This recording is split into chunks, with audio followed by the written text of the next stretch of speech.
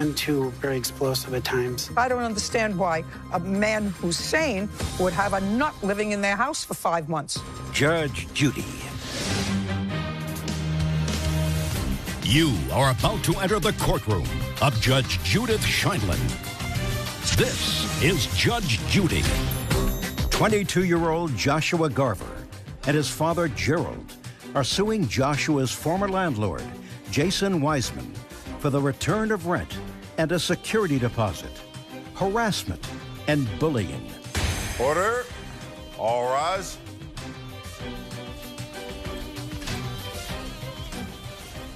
This case number 132 on the calendar, the matter of Garver versus Weissman. Thank you. You're welcome, Judge. Parties have been sworn in. You may be seated. Ma'am, have a seat. Who rented the room?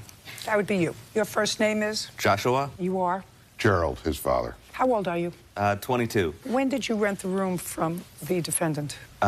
June 1st, 2017 through March of 2018. And you want your security deposit back? Correct. Including rent. Shh. I didn't ask you anything. You want your security deposit back? That is correct, Your Honor. Did you have a lease with him? I did, Your Honor. That went from when to? 2017 through May 31st, 2018. You moved out early. Correct. So you broke the lease. Your Honor, I had first learned that Mr. Wiseman... No. My question is, you had a contract. Correct. You moved out. Unless you paid rent for April and May, you broke the lease. Did you pay the rent? We paid the rent. Fine. So you did not break the lease. Correct. Correct. Now, I'd like you to tell me, Joshua, what happened to you in either February or March? Mid-February, I believe it was the 16th, I was driving from the property down to the school. Did you go to school? Yes, I was attending college. And what happened next? Driving down, I had slid off the road and wrecked my car. At that point, I had already been... Just a second. Were you injured? Thankfully, I was not. And? I had already been concerned over the property. I don't care what you had been concerned about. Your concern is not of a concern to me. February 16th, you had a car accident and wrecked your car. What happened after that? Did you get another car to go to school? At that point, I realized I needed to find an apartment within walking distance to the school. So after you had the car accident, you wanted to move closer to school? Exactly. Did you find an apartment closer to school? I did. When did you move in? Mid-March. And March, mid-March. I spent a week. Where? 1 week was in a dorm room. A friend let me stay in his dorm room. 1 week. Well, now, was that in February or March? That was February. Was that right after the accident? Yes. So that was the week after the accident. You lived in a dorm room? Yes. And then where did you live? My father brought me a car. Just a minute. So your father got you another car? Correct. That was the second week after the accident? I believe so, yes. And then where did you live? At that point, I had already found another apartment. And as I was... That's in February, so that would have been the fourth week in February. Correct. The fourth week in February, you lived with whom? I had spent some time back at the property because I now had transportation. Okay. So far, we're doing fine.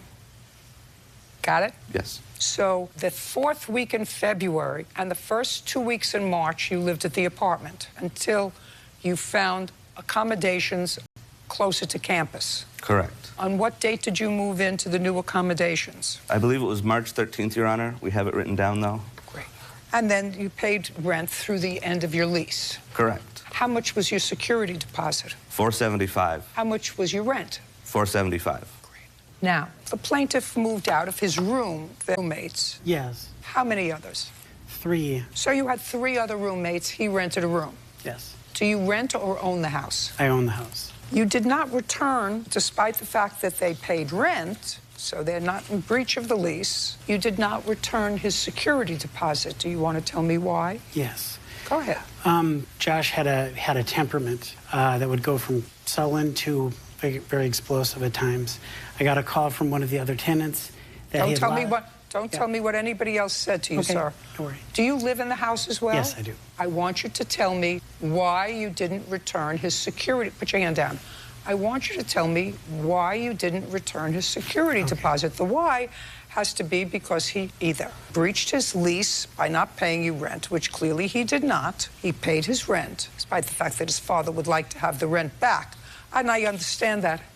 Mr. Garver, but you're not entitled to your rent back, and you're not entitled to the rent back because your son moved because he wanted a place closer to school, just as long as we understand that. This is all about security deposit. If I could just say... I don't care whether Okay. it's legal, whether it's illegal, whether he should have had him there, whether he should have had tenants there. I don't care. Okay, I see. Your son lived there and chose to leave and closer so we didn't have to drive. That's the reason he moved. He didn't move because of untenable conditions. He didn't move for any other reason other than that he had an accident. That's why he moved when he did. And I know that because for 1 week he lived with a buddy, according to him, but then he went back to stay at his apartment for 3 weeks. Do you understand? Until another place was ready. So you have to show me why he doesn't get his security back. Okay, Bird, he's going to show me. Sometime in November, Josh, for whatever reason, lost his temper. He took out a knife and he chopped out the entire internal lighting system of my kitchen. He ripped and tore it out and yanked it out of the walls. He admitted in the text there of that. Okay. This was in November of 2017. Yes. So he vandalized your home. Yes. Did you call the police? No. No. Did you seek to get a protective order? No, I didn't. Excluding him from the house? And he lived there in November and December and January and February and part of March. Yes. Well, if somebody took a knife, sir, because they were having a mood swing, take your hand out of your pocket. There's only one attitude here, it's mine. If somebody took a knife, and my first call would be to the police to have him removed, because that's nuts, right? Exactly. And I didn't because I knew that the lease lasted so long, and either way, he had agreed to repair any damage that he did. He signed 2 agreements that any damage that he had done to the house, he would have to take care of. I'd like to see them. I'd like to see I'm not talking about the initial lease. Don't show me the initial lease. Are those agreements after he did the damage, acknowledging he did damage and saying, I will repair the damage I did? Is that what that says, or is that the original lease? That's when he moved in, he agreed any damages that he did, he would take care of. No way. Show me where he acknowledged that he caused this type of crazy damage and agreed to pay for it. Not before it happened, after it happened.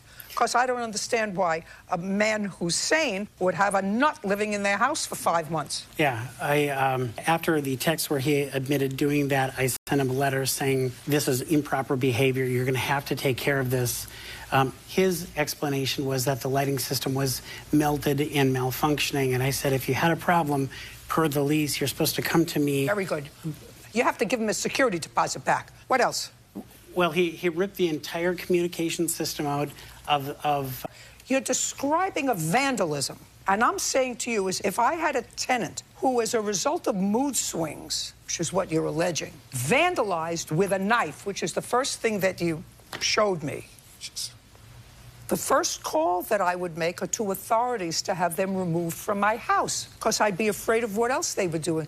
Right. That's not what it was about. What else do you claim that he did to your house? Well, the lease that I'd gotten, I thought the proper thing to do was to wait till his lease was up, right, and then ask for the damages. $475. You get your security back. We're done here. Counterclaims dismissed. Can I show you a few of the items? No. Parties are excused. You may step out. I was doing everything that I thought was right. I'm happy we have the return security deposit. Don't let crazy people move into your house. Make sure the property owner is renting legally and will not threaten eviction. And now, the next case. All parties in the matter of Bonaparte versus Judas. Step forward. Whitney Bonaparte is suing her ex-boyfriend, John LaJudas, for the theft of a Corvette and for abandoning his dogs. Miss Bonaparte, the defendant was your boyfriend, and you lived together for a period of time. Yes. He left. He left on April 11th. On April... Same house for 6 years. And based upon what I read, Mr. LaJudas, you left without saying a word. You figured that it was better that way. But when you left, according to Miss Bonaparte, you did 2 things. You took some property that belonged to her that you had made gifts of during the course of your relationship. So you took some property, but you left her the dogs, your dogs. Yes, Your Honor. Why did you leave her your dogs? Because of my medical reasons. and I was going through depression and also anxiety. It was best for me not to take them. So because you were depressed and anxious, you left the dogs. She doesn't want. But you took other property that you acknowledge that you took that's disputed. Tell me what property you took with you. Well, I had a few cars. So just as you had a few cars. Yes. So the cars didn't make you anxious. Having a few cars didn't make you anxious. They were in storage, Your Honor. What cars are they? They're a Trailblazer, a Corvette, and a Jeep. And those were all in storage? Yes, Your Are they Honor. all registered in your name? They're not registered on, it's all open titles. What does that mean, open title? Open titles mean it's not registered to no one. Well, every They car... weren't never registered. I got them. I bought them, Your Honor. From whom? From places. One of them was from a friend of mine. The other two were that I bought from the street. I feel like I'm on an episode of Sacha Baron Cohen. Judge Judy continues in a moment. He gave me a Corvette. Just a second. He bought it from Craigslist in order And gave to it get... to me for my birthday. Okay. What else? I'm finished with your birthday present Corvette. And later today, You personally are not permitted by law to own a car in your name. Right. And that's because... I got pulled over without insurance. That's not the reason. Okay. That's baloney. real cases, real people. Judge Judy. Whitney Bonaparte says ex-boyfriend John LaJodas stole her Corvette and abandoned his dogs. Now, every car has a title. Correct. Unless they're stolen. They're not stolen, Your Honor. I have the titles for them. Well, then what happened to the titles? They're misplaced, Your Honor. I don't have them in my possession. Where are the titles? What it is he buys cars, he fixes them, and then he resells them. So what it is you do. I don't the care. titles I don't care aren't if you in your name until after you sell them. Listen to me. I understand that you don't have to register a car unless you're going to drive it. Yes. But there's a title to a car. The title follows the car. If I purchase a car from Officer Byrd, he has a title. I don't have to register the car. I could put it up on blocks and never register it. But you get a title. The only time I can think of that you don't get a title is if you steal it. Byrd, I'm sure that there are other ways to get a car without a title. Sometimes a car is salvaged, maybe, but you get a salvage title, don't you? What? The MV50, you don't get a title. What it is, in an MV50, once you do all the repairs, you turn it into motor vehicles in New York State, and they issue you a title. After you do all the repairs. You have to get the car from somebody who owns it. They just give you a bill of sale, and with the bill of sale, once you do all the repairs, you go to motor vehicles, you bring motor vehicles, the proof that you did all the repairs, and they issue you a title. How do you know all of that? Because I was with him for 6 years, and he gave me a Corvette. And I know that I needed my paperwork, and the only way I could get it is for all the repairs to be done, and then for him to give it to me to go to motor vehicles. Did you spend any money for repairing the Corvette? The Corvette is still sitting where it was because I couldn't get any keys to it. There was never a title to it. He bought it from Craigslist in order to get... And gave it to me for my birthday. Okay. What else? I'm finished with your birthday present Corvette. Judge Judy continues in a moment. And later today... You're not allowed to own a car. You're not allowed to drive a car. So you bought a car anyway, and you drove it. And then you parked it at some point. There's a fly that is not going to be living much longer.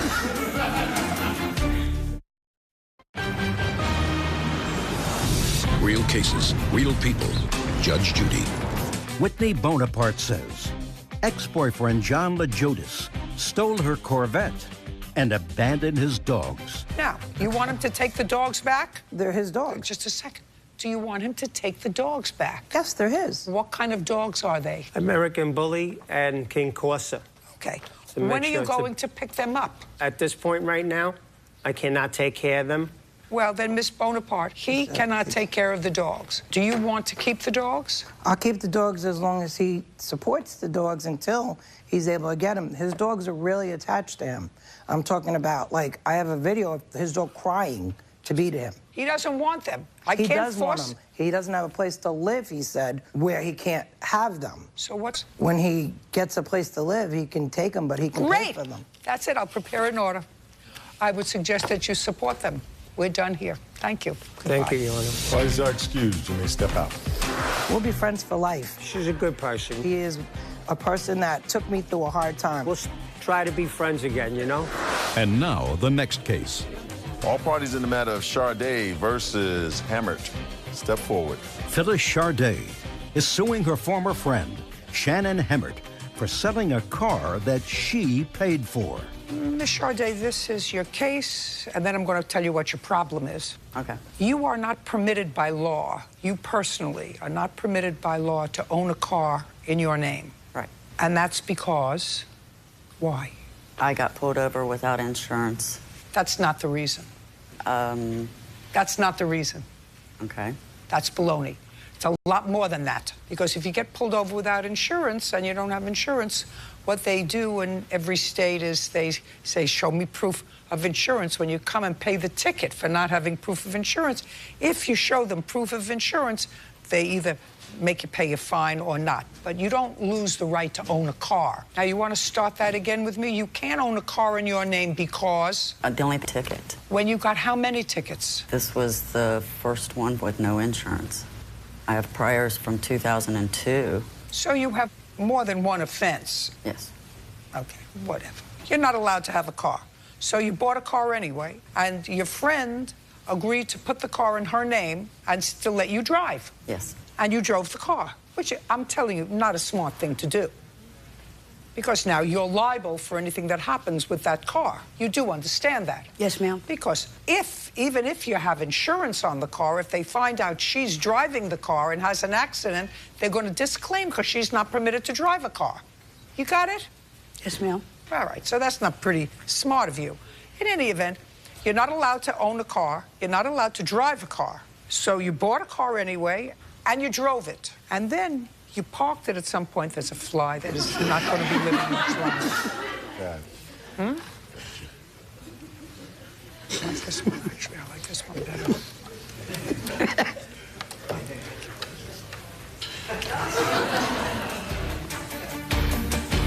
Judge Judy continues in a moment. Are you the victim of a scam? Go to judgejudy.com. Like us on Facebook and follow us on... Your grandson took the car, allegedly without your permission, got pulled over, and the car was impounded. Yes. And since the car was in her name, she was able to get the car out of impound. She had to pay money. How much did you have to pay to get it out? $161.25. And then she took the car and sold it. Yes. And you want me to help you? I'd appreciate it. That's not happening.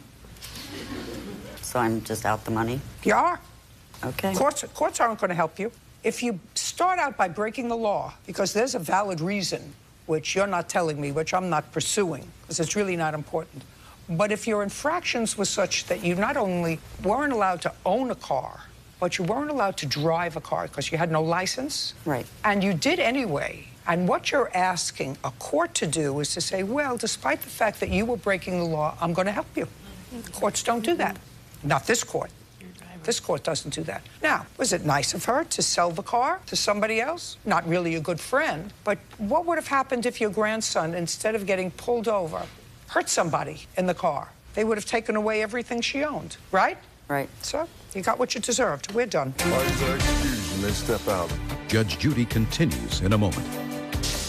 And on the next Judge Judy.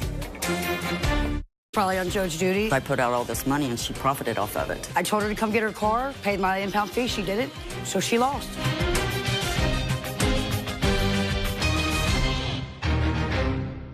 She took your car. Yeah. How did you get her keys? Lack of communication kills a friendship. She got angry at me and threw the keys. She said, I'm taking a plane, and that's when she left me there with my suitcases and the keys to her van. And her message still isn't getting through. I can hardly understand you. Am I talking too fast or quiet? Both. I know, I really mentally try to slow myself down, but it doesn't happen because it goes so fast. Judge Judy. You are about to enter the courtroom of Judge Judith Scheindlin. This is Judge Judy. Jessica Baldwin is suing her former friend, Jennifer Russ, for stranding her in another state when she stole her van. Order. All rise.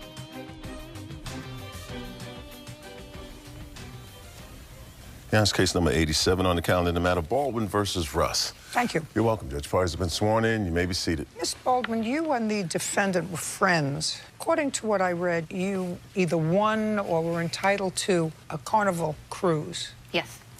Casino. And from that, you won a cruise for 2 people? Correct. When was that? March 26th was the cruise. And you and Miss Russ were friends? Correct. You invited her along on the cruise.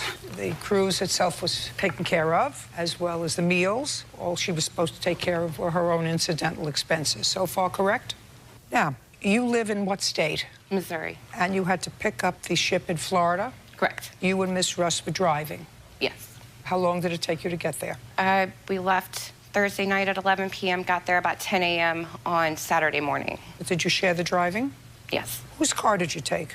It was my car. Is it a van? Yes, it was. How many cars do you have? I have 3 total. Was this van that you were taking owned by you alone? It belongs to my husband and I. I'm asking you those questions because her defense seemed to suggest otherwise. Okay. Okay. So you took your van, drove there, you went on the cruise, and during the cruise, you and Miss Russ, according to your complaint, had an argument. Correct. Did you share a room?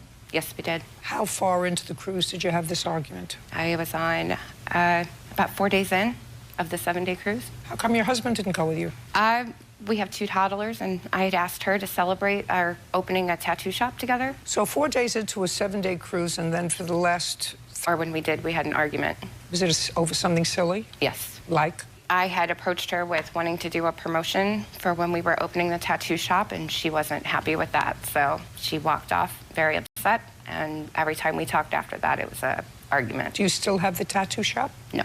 That was scuttled after the cruise? Yes. Anyway, when your cruise was over, according to you, you disembarked the ship and pick it up from there. I had walked out customs and set my belongings down and waited for her to come out because she had taken my car key a couple days previous. Explain that to me. She took your keys 2 days earlier. Correct. How?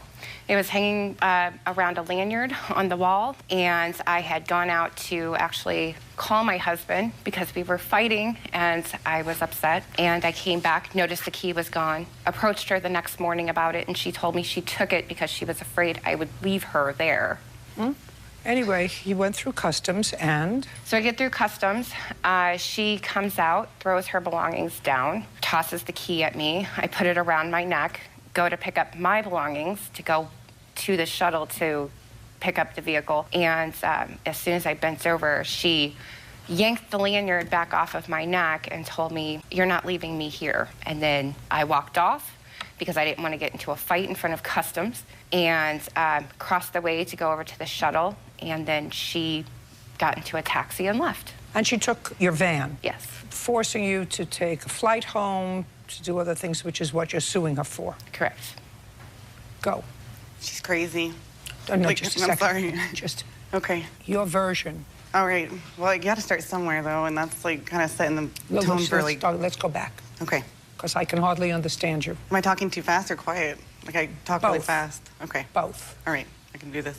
Both. Slowly. My best. At least for a few seconds. First of all, let's start out with the van. You made an allegation that the van doesn't belong to Miss Baldwin. Correct. And the reason I feel that is as we were discussing how we were going to get to the cruise, my Mustang, the tread wasn't good enough on the tires to take all the way down to Florida. And since she had enough vehicles, she said we could take her van that she's been hiding at her father's house so that the people that own it, the title to the vehicle, can't find it, so it won't get repossessed. And so she had been hiding it there at the time. So she was hiding a van at her father's house that she wanted to take. You indicated in your answer that what Miss Baldwin earns. Correct. Did you do that? She did it while I was driving, and we were able to do it. She put the van on your insurance. Correct. What's the name of your insurance company? Safe Auto. I have like showing that her van isn't under my name and that I am the owner and that I don't owe the previous owner any money for it. So that's why I felt safe driving it. I'd like to see what you have. There's the... Oh, careful not to scroll too far.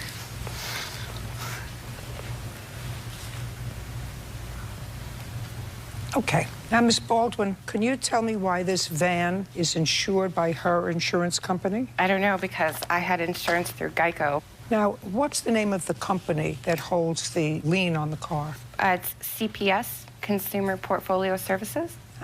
If I were to have you call CPS, which is an easy thing to do, would they tell me that in March of 2018 you were behind in payments? Yes. How many months would they say in March of 2018 were you behind in payments? Like 3 months. We were pretty behind at that point. So that makes me believe that I believe her. Do you understand? I do. Okay. So you were hiding the car at your father's house because they were going to repossess the car. Have they since now? It's been 2 months since the trip. Have you made up all of the payments on the car? No, I'm still working on it. The answer is no. And how many months do you still owe on the car?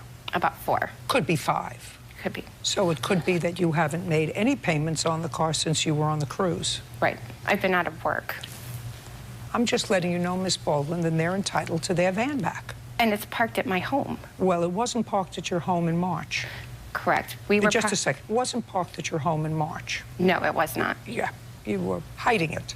Okay, which means that you, in March, you shouldn't have been using that van because you knew that the rightful owner of the car was trying to take it back for non-payment on the payments. Whatever it is, if you have 3 cars and if you can't afford a 3rd car, then you let one go. Okay. Now let's get back to your story. So now I know where we're at. Go ahead. So you went on the cruise. Correct. You put the car under your insurance. Correct. Went on the cruise and you had an argument with her. Correct. Now I want you to tell me what happened when you got off the cruise. Okay. When I got off the cruise, the 2 of you. We had stepped onto land and we had our suitcases. We hadn't spoken at this point. The only time that we had spoken is whenever that morning I had sent her, when we woke up, I asked her what time we were departing. She told me we could either depart at 7 or I said, well, I think that it would be a good idea to leave at 7 because it's Easter Sunday and I wanted to be at home for my children. And she, so I did wake her up and let her know that I think it would be a good idea to leave at 7. So whenever I got down to the level of the boat where it was time to debark, I sent her a message and let her know what level I was on. And so at this point, she had been accusing me that I was trying to leave the ship without letting her know. She was saying that I had her van keys at the time and that I had... What were you doing with her van keys? Be very careful. Okay. At that moment, did you have her van keys? No. Do you know where her keys were? No, like it wasn't even a concern. Whenever we got off the ship, whenever she was still angry. How did you get her keys? She threw them at me when we got off the ship. I have no idea, like, what you're looking for here. Explain that. She got angry at me and threw the keys. She said, I'm taking a plane, and that's when she got in the taxi and left me there with my suitcases and the keys to her van. And I tried corresponding with her from that point on, and she wasn't corresponding at all. I let her know when I made it to the van. I didn't know where the van was. I had to find it. You have those texts? I do, yes. I'd like to see them. You have my phone? Oh. Right. So I do.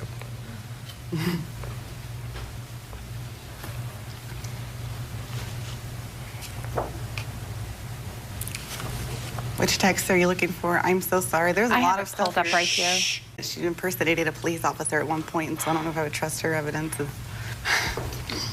Sorry.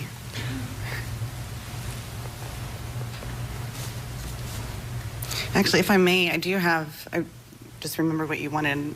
I don't know why she would be so willing to offer her evidence. I can't understand a word that you're saying. Is it fast still? I know I really mentally try to slow myself down, but it doesn't happen because it goes so fast. I have evidence that you're looking for. And I don't know why she would supply hers when it's incriminating her. There's no question out there. Judge Judy continues in a moment. It appears through these texts that it got a little handsy with each other. I'm sorry, it did not get handsy. That word is actually stressing me out and irritating me as that term, handsy. And later today, I don't believe that she agreed to call it even with the U-Haul rental for a day and Josh. I actually believe her that you wanted to help so that he and his brother could move into the house. So I don't believe you.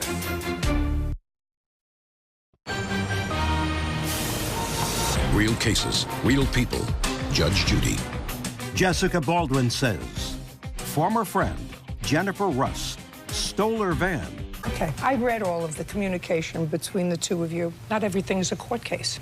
You and your girlfriend went on a cruise. You took one car. There was clearly an argument. There was an exchange. I don't feel safe about driving home in a car with you for 20 hours. It appears through these texts that it got a little handsy with each other. Yes. Which is unfortunate. I'm sorry, it did not get handsy. That word is actually stressing me out and irritating me as that term. Not that you provided the term, but that she did, and I've been dealing with that word for 2 months. Handsy. It got handsy, and she took the car home. She had to get the car out of the parking lot. She did. She paid the parking. She had to pay the parking. She had to pay for whatever gas it was. You took a plane home. Your case is dismissed. We're done. Parties are excused. You may step out. She's just crazy. I know I am. A little bit, you know. She left me stranded in Miami. Like, that's what she did to me. And so I like how she turned the tables on that. Not go in league with people who need to be on heavy medication. I really thought that she was a good person, and we really don't know anybody. And now, the next case. All parties in the matter of Johnson versus DeLong. Step forward. Brittany Johnson is suing her former friend, Angel DeLong, for the value of a sectional couch and patio furniture, as well as punitive... One part of your lawsuit is that your friend, Miss DeLong, bought some used furniture from you. You were moving into your mother's house? Correct. Is that right? You were Correct. selling your house. You sold her a couch and some other stuff that she didn't finish paying for. With regard to that, she acknowledges that she didn't finish paying for it, but she says that she helped you move. She got a truck and a U-Haul, and her boyfriend helped you move. So you told her to forget about it. You were even. And there's a second part of your suit. Who was this? Josh. That's what I figured. Stand up. Second part of your lawsuit, which is really not a lawsuit against her. You moved in with your mother, and you rented the house. Correct. To Josh over here, who is the boyfriend of the defendant. Correct. You don't live with him. No. And you rent Miss Johnson's house. Yes. Do you pay rent? I do.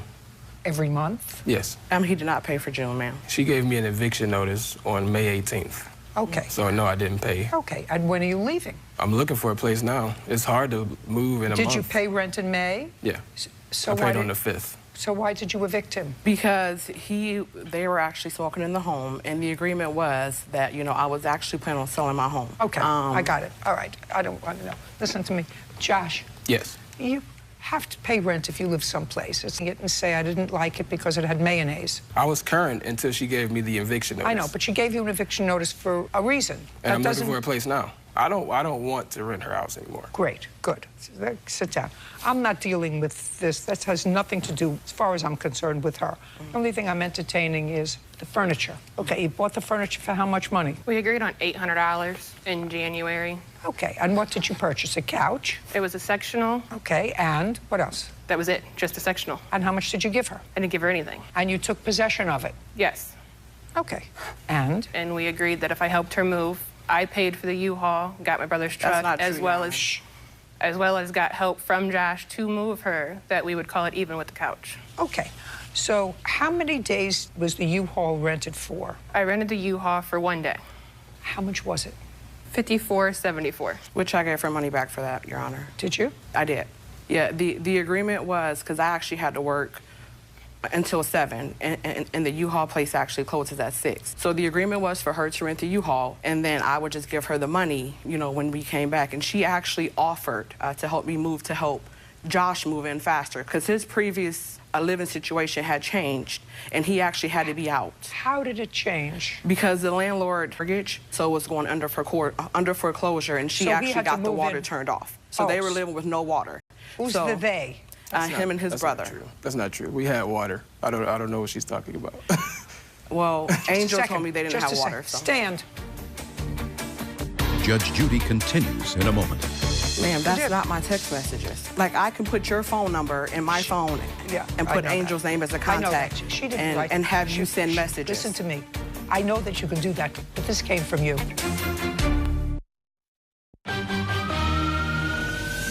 Real cases, real people. Judge Judy. Brittany Johnson says former friend Angel DeLong stopped paying on furniture she was buying from her. Brittany also claims Angel damaged some of it. Now, on what date did you move into the plaintiff's house? April 1st, I want to say. And what happened to the house that you and your brother were living in? Like she said, the landlord, she just wasn't paying the bills, and it went under foreclosure. Good. You owe her for the couch $800. We agreed on $1,500, ma'am. Show me. I have text messages as well with $800. Well, take a look. Get them. They're not for me. You can look at my phone. They're not for me. I would not sell that furniture. It's very nice furniture, Your Honor. Miss Johnson, just show me the agreement. She says $800. You say, I want to tell you this. I don't believe that she agreed to call it even with the U-Haul rental for a day and Josh. I actually believe her that she gave you back the money for the U-Haul, and I believe her when she says that you wanted to help, and Josh wanted to help her move out quickly so that he and his brother could move into the house as quickly as possible. So I don't believe you. Now, starting with the fact that I have determined that I don't believe you, that you didn't give me a truthful answer, I want you to make sure that what I'm going to look at here says that she agreed to sell you the couch for $800, okay? Yes. Great.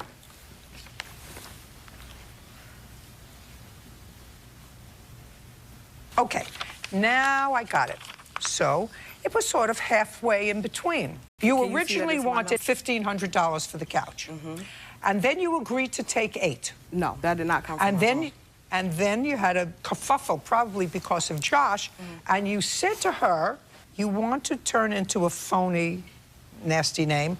I'll show you two can play that game. I want $1,500 for my couch like I had originally wanted, and Josh can get out of my house. I did this as a favor for you, and now him and his brother. Ma'am, that did not come from my phone. The Yes, evidence, the evidence, a couple. That came from your phone. Ma'am, so she could have put any number on there. Do you understand what I'm saying? Like, just because it says Brittany doesn't mean that's not my number. I've never mentioned $800. The evidence that I showed you with the agreement that was actually just a couple weeks ago. Listen to me. I said you came up with a different figure that had to do with something else, whether it was carpet or something else, but you had an original figure. Oh, yeah, you did. Judge Judy continues in a moment. Have you been cheated? Go to judgejudy.com.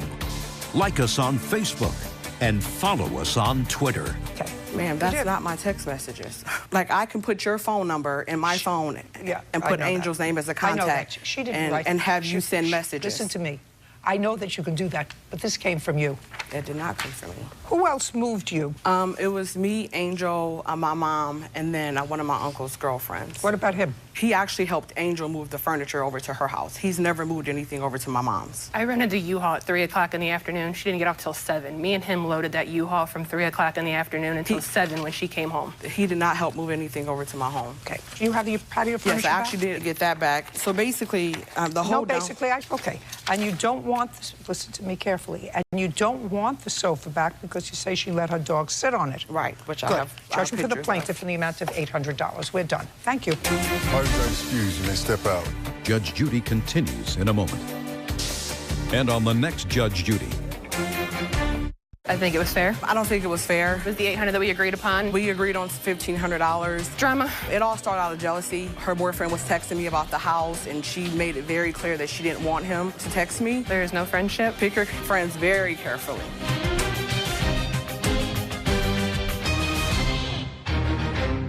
When we met, they were not together. Yeah, cutting, Your Honor. I don't want to hear from you. A jealous ex driven to rage? She rammed the back of your car twice, according to you. Now she better proceed with caution. During the same incident, Miss McKinney kicked your car. The driver's side door. Your Honor, that's not true. You want to say something to her? Don't interrupt the judge. Perfect. Judge Judy. You are about to enter the courtroom of Judge Judith Scheindlin. This is Judge Judy. 22-year-old Brianna Williams and her father, Lewis, are suing the ex-Kinney for damaging her car when she kicked it, harassment, and emotional distress. Order. All rise. It's case number 146 on the calendar in the matter of Williams versus McKinney. Thank you. You're welcome. Parties have been sworn in. You may be seated. Gentlemen, have a seat.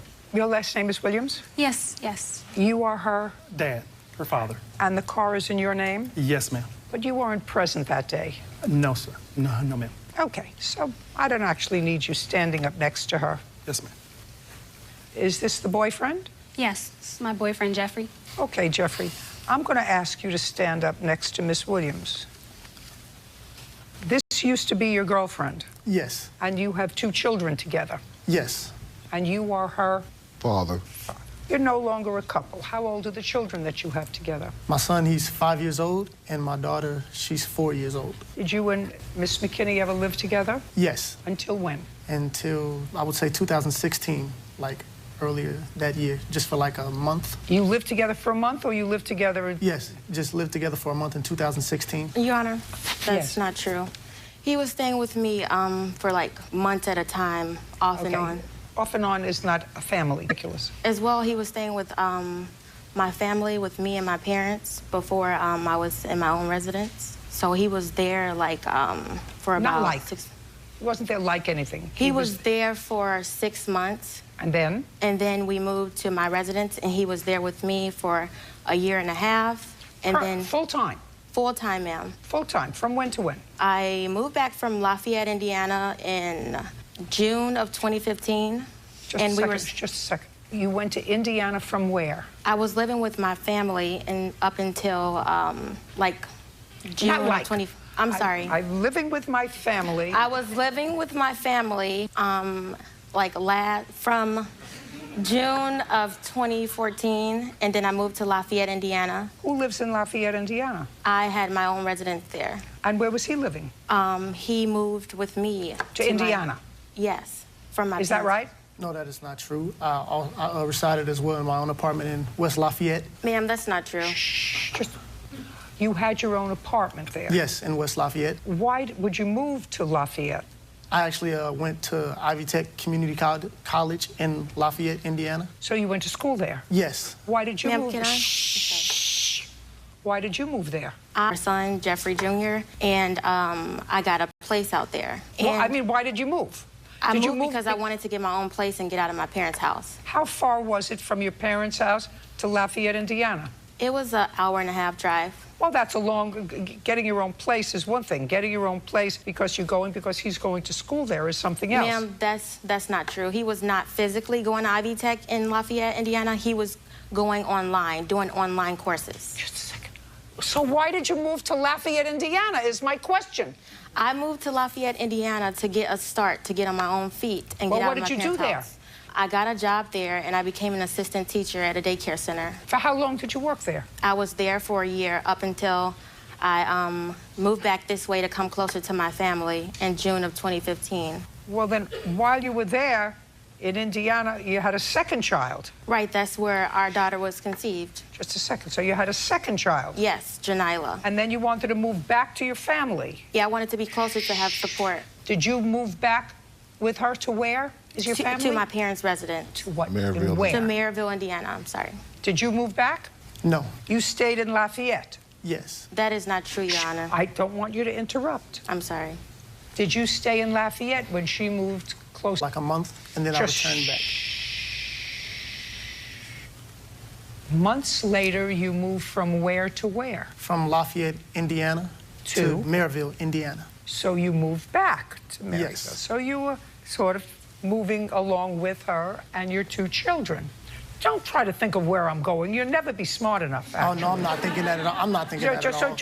So just try to be honest. Don't think about what you told her. Don't think about what you told her father.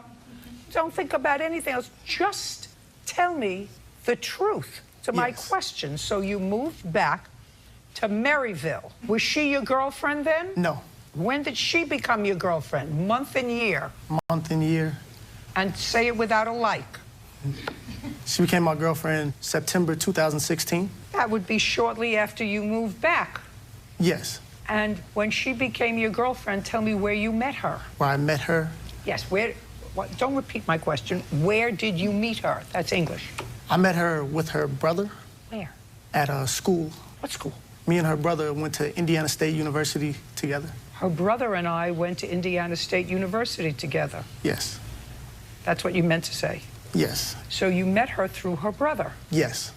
Prior to that, but around that time when we became together. You met her years prior. In what year prior? 2013. January 2013. Where did you meet her in January of 2013? In her home. Was that because you were friends with her brother? Yes. And how old are you now? I'm 22 years old, Your Honor. So you were a kid then? Yeah. Yeah. So you were 17. And how old are you? 27. Okay. But then you sort of reconnected in 2016. Yes. Who were you living with in September of 2016? I was actually at my mother's house. Now, Miss McKinney, in September of 2016, where were you living? I was living where I stay now in Maryville, Indiana, at my own residence. And where was he living in September of 2016? Your Honor, I know who I am. Where was he living? He was living with you, or he wasn't living with you? He was there at a point, and then he went back to his mom's house. He's been back and forth over the years, so it's not really a set time. Miss McKinney. I'm sorry. Where was he living in September of 2016? At your house or his mother's house? That's a question that requires a direct answer. And if you... Good. So you were living at your mother's house when you met her? Yes. And then you became a couple? Yes. Now, this is what this case is about. Your Honor?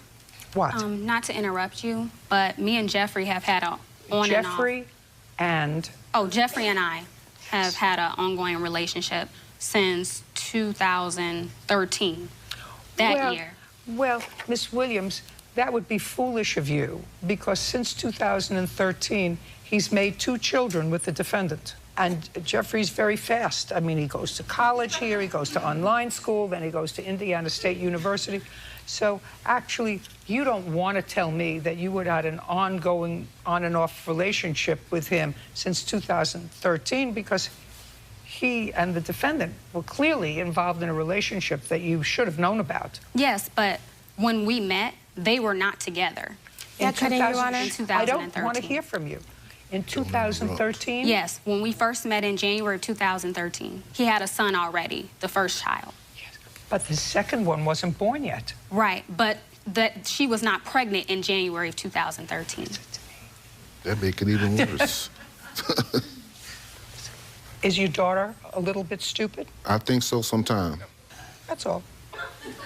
You don't have to shout out. Mm-hmm. I got it. Mm-hmm. You had an altercation recently. You're no longer together. You and this gentleman and Jeffrey are no longer together, and you haven't been together in a long time. Correct. You have 2 children. This incident happened on what date? It was in October of 2016. And so what are you doing here almost 2 years later? I went to Purdue West Lafayette University. I'm a pre-med student. I ran track and field there.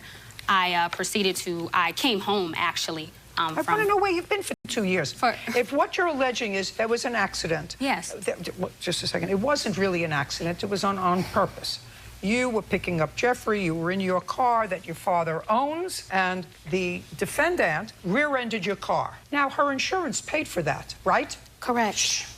Because you rear-ended her car. You say, I was excited. I saw her, and then I saw him, and she was picking him up from school, and whatever. I was excited, and I went to go this way, and I put my foot on the gas, and I hit the accelerator, and I accidentally rear-ended her. But your car was fixed by her insurance 2 years ago, correct? Yes, Your Honor. But Miss McKinney kicked your car. Yes, the driver's side door. Your Honor, that's not true. You want to say something to her? Don't interrupt the judge. Perfect. Now, it is possible that the insurance company, while they paid for the fact that your car was rear-ended by her, said that if there was damage on the report to the driver's side door, said, well, that was a criminal act of vandalism, and we're not going to cover her criminal act of vandalism, so we're not going to pay for that. That's possible. But my question is, why did you wait 2 years to sue her? Well, I'm a student. I have a lot of things going on, and she also had a pending case in reference to this case in terms of her the restitution, and so a few details. Just a second. Yes. You had a pending criminal case for vandalism? Is my question, for something, you had a pending criminal case. Miss McKinney, don't look confused. Your father's going to be annoyed. Judge Judy continues in a moment. Were you arrested for this incident? Yes. Did you plead guilty to resolve that case? No. They don't put you on probation unless you're found guilty. Real cases, real people. Judge Judy. Brianna Williams says her boyfriend's ex-girlfriend, Fantasia McKinney, kicked her car during a fight. Now, did you have a pending criminal case? I don't know. Like, I had a case prior to that. Did you go to court about this incident that happened in October of 2016? No. Like, no. What were you in court about? Well, this particular case for the accident, it did cause probationary period for 6 months. Miss McKinney, I'm getting frustrated with you. I don't know about your father. I've been a judge for 38 years. At least. I know about the court system. Were you arrested for this incident? That's either a yes or a no.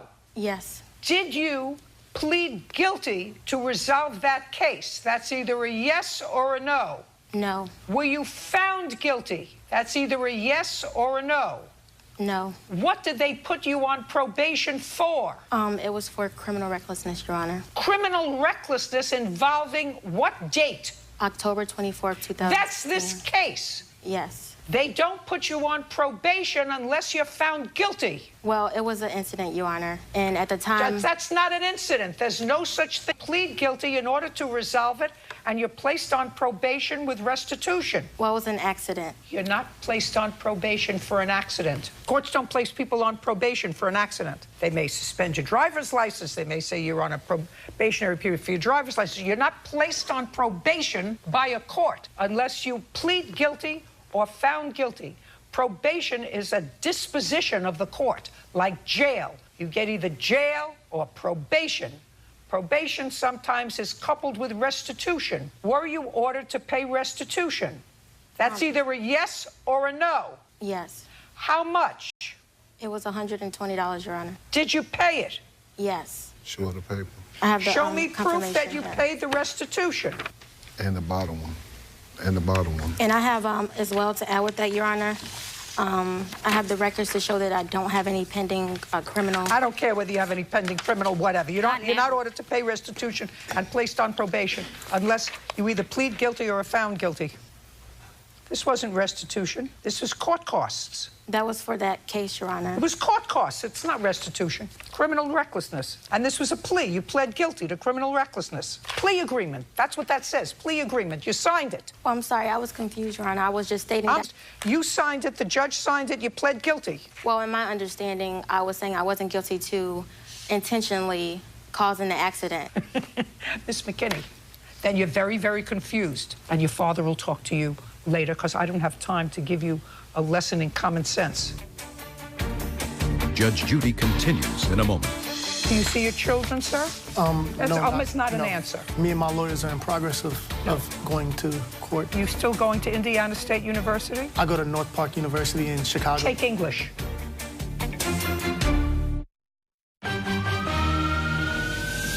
Real cases, real people. Judge Judy. Brianna Williams claims her boyfriend's ex-girlfriend, Fantasia McKinney, kicked her car during a fight. Now, you had a lawyer? Yes, I did. Yes, of course you did. You spoke to your lawyer. Judge allocated you, told you that you had the right to have a trial. They would have to prove this beyond a reasonable doubt. You took a plea. You paid $120 in court costs, and you were released on bond, and you got 6 months deferred sentence on proof of insurance. Her insurance paid for the damage to the back of your car? Yes, ma'am. Let me see the pictures of the car door. The top of it, the dent.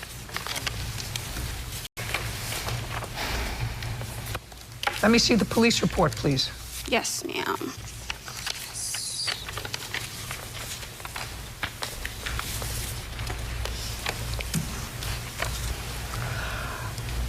Miss Williams, you didn't tell the police that she kicked the driver's side of your door. You said she hit the window and was yelling as she hit the window. get out of the car, and then she called you a name. You didn't tell the police that she damaged the door. I'm reading the narrative. Yes, but I didn't actually tell the police in a sense that all the damage that happened to the back of my vehicle either, you know? Then what you do is you bring the case within a 2-year period. This is the freshest time in your mind. Yes. Immediately after the incident, you carefully described exactly what she did. She rammed the back of your car twice. Yes. You said to the police she hit the glass part of your door and yelled at you to get out of the car. She called you a name. Never once in your narrative. And there was no damage to the window, so why would you say, she told me to get out of the car, and then she kicked the car door, causing damage to my car door? That should be in here. That's why you bring a case immediately. Do you see your children, sir? No, it's not an answer. No. You don't. Is there a reason that you don't see your children? Me and my lawyers are in progress of going to court. You're still going to Indiana State University? I go to North Park University in Chicago. Take English. A couple of English courses. Yeah. You're 27 years old? Yes. Do you work?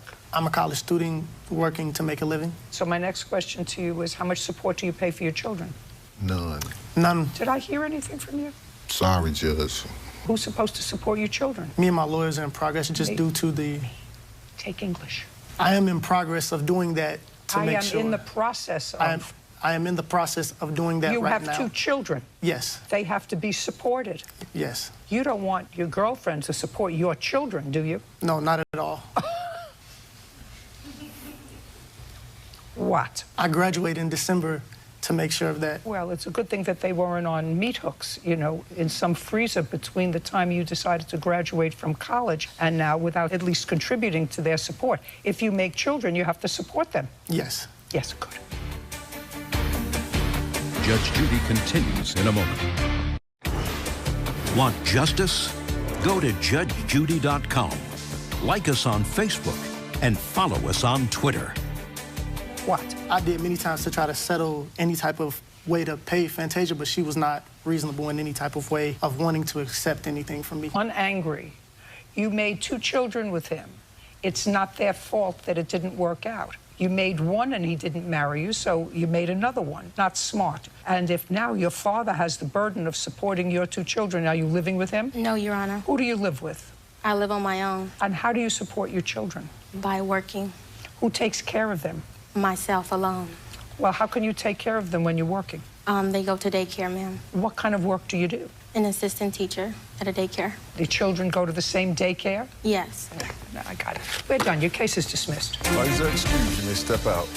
Judge Judy continues in a moment. And on the next Judge Judy. I respect Judge Judy, but I didn't agree with the decision. I did not vandalize her property at all. I suffered a lot of verbal abuse from Miss McKinney. I'm left being a single mother to 2 children. I didn't ask for this. People to honor the law and not disobey the law and try to hurt others. It's just time to move forward.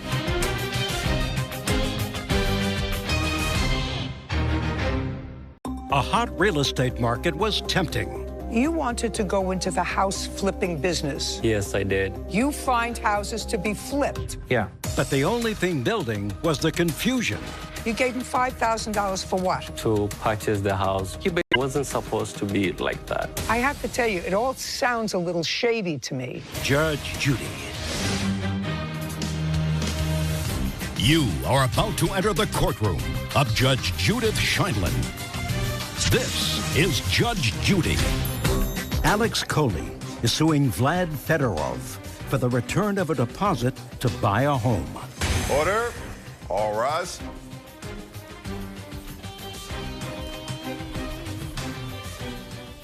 It's case number 156 on the calendar in the matter of Coley versus Fedorov. Thank you. You're welcome, Judge. Parties have been sworn in. You may be seated. Mr. Coley, this is some sort of a real estate deal. I'm not exactly sure if I follow the whole thing, but you wanted to go into the house flipping business. Yes, I did. And I don't know what you do. You find houses to be flipped? Is that what you do? I'm trying to buy houses for myself, invest money in the houses, or I'm able to assign houses that I found to somebody else. That's exactly what I said. You find houses to be flipped. Yeah. And when you find a house to be flipped, you sign a contract with them? Yeah. With the seller, or whoever has the title, whether it be the bank or anyone else. I don't know how you know each other. You want to tell me how you know each other? That was like a broker. And so I met him on April this year, and he was selling houses. I have to tell you, it all sounds a little shady to me. Yes, it does. I met him through somebody else. And you entered into a contract with him. Yes, he said he had a house said he had a house that he's selling. Good. And you so, entered into a contract with him. Yes, with another partner. I'd like to see the contract. Now we have a contract. That usually makes my life easy.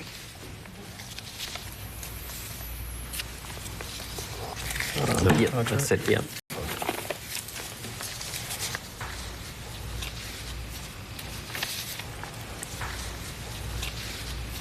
Who prepared this agreement? My attorney. I'm just asking you because number 3, which is prominent, says the purchase price is $75,000 payable by cash, a good check, or money order to the escrow. I've never seen the word good check in something. It just, as opposed to a bad check. It's funny there. It's odd. A good check. Probably it means cashier's check. Purchaser shall deposit in escrow as earnest money, 0. Who's Skyline Property Solutions? It's my company.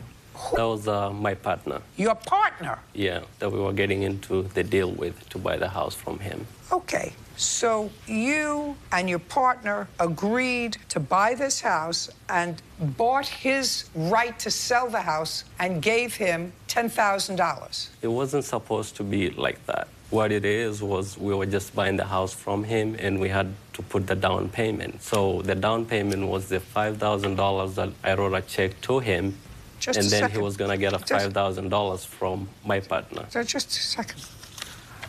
Would you show me where you signed this contract?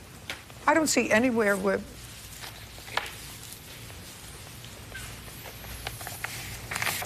Right here.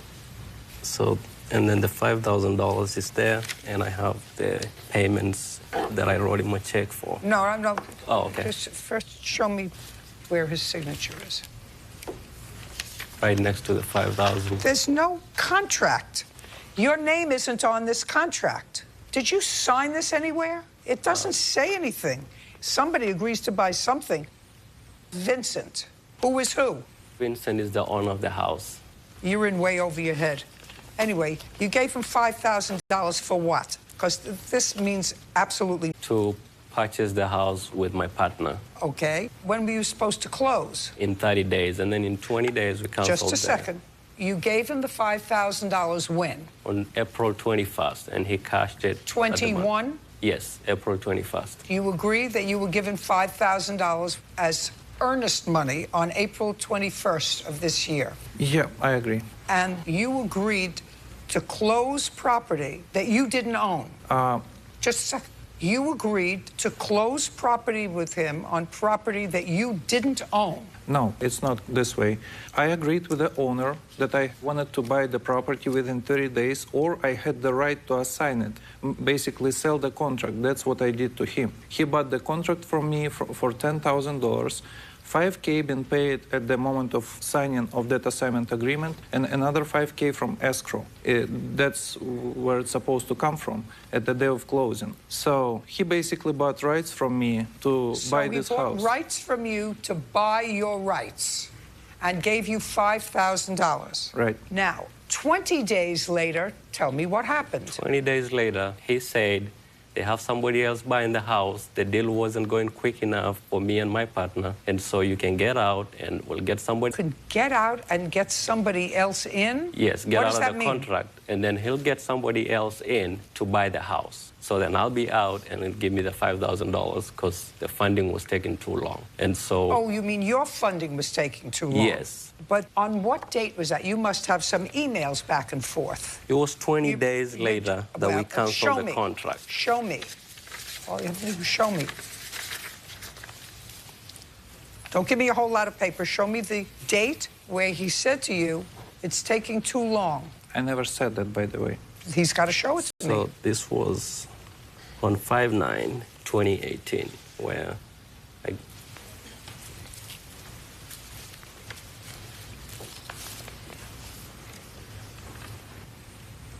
I don't know what you're showing me, sir.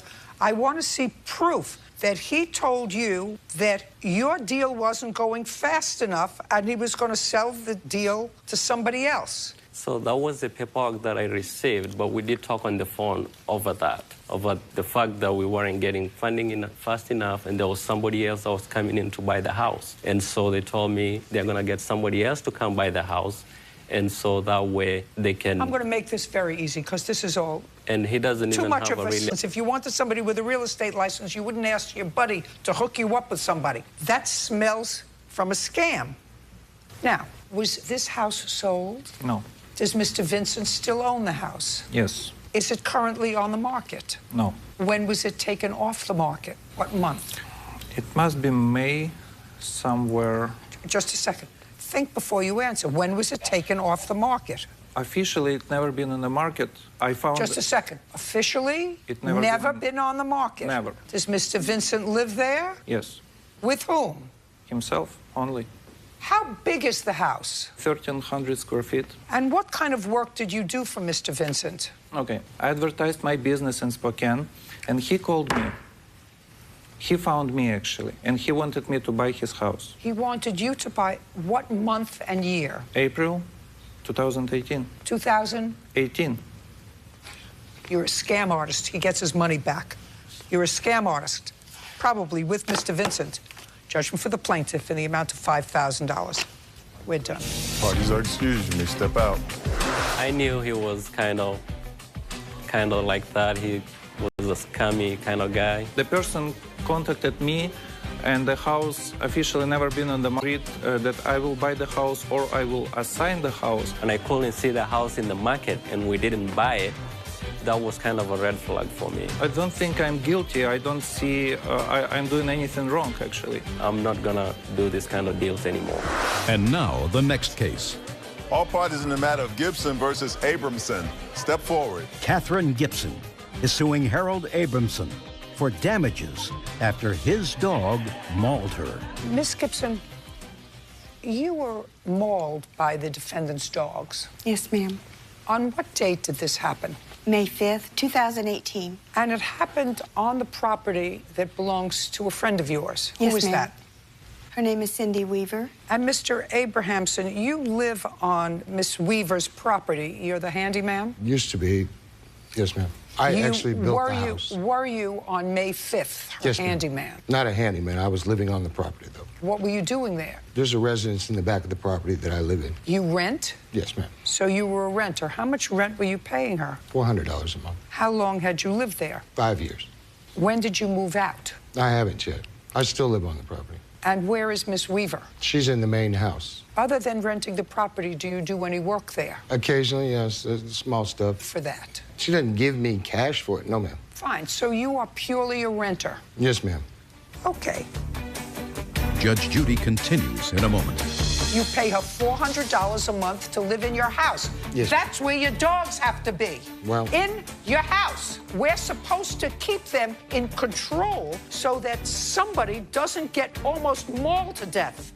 And later today, She doesn't have to pay for your child support, right? You would say it's not right for Miss Raines, who you were dating, to pay for your 13-year-old child support. But that wouldn't be fair, right? real cases, real people. Judge Judy.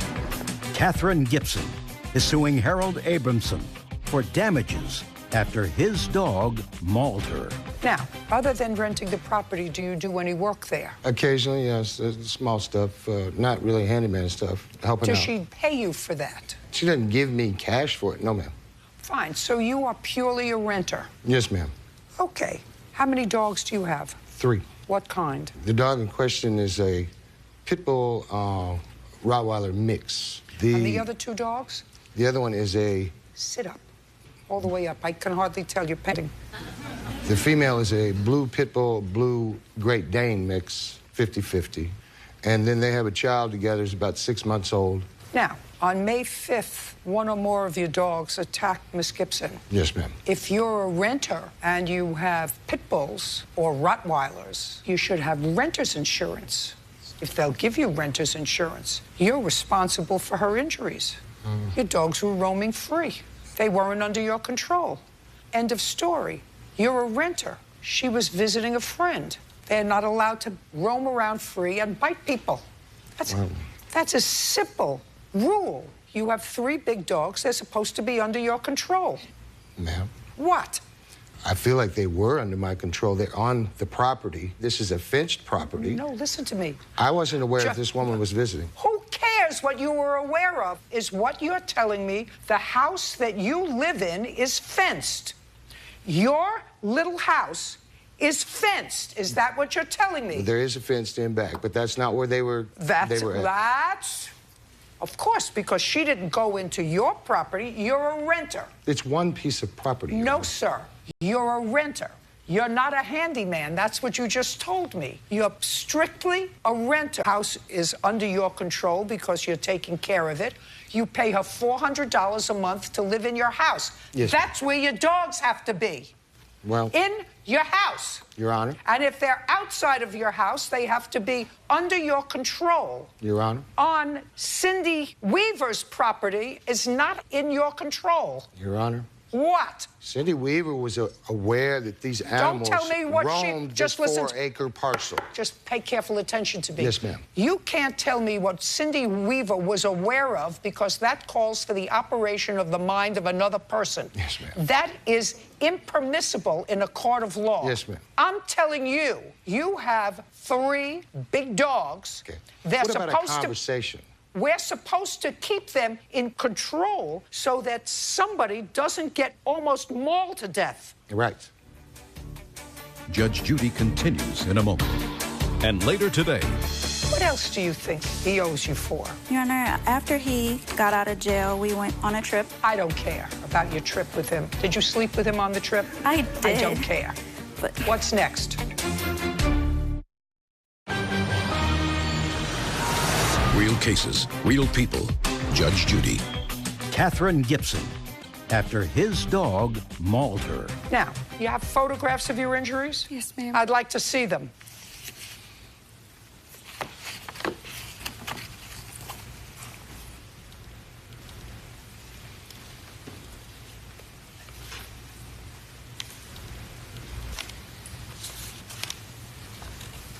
Show these to the defendant, please.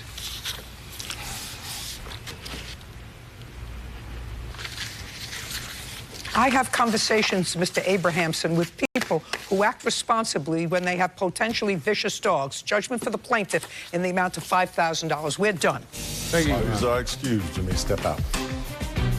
I was blindsided by his dog. I gotta say, I feel very bad for the lady because of her injuries. Attacked me on my left side. But I didn't ask my dog to attack this lady. Knocked me down on the driveway. I'm very sorry it all happened, Eddie, but there's nothing I can do. Like I said, went through my throat. I didn't teach my dog to bite people. I put my arm up, saved my life. I didn't ask him to go bite this lady. I'm still living it. And let's be honest, it is more than a bite. I can't sleep.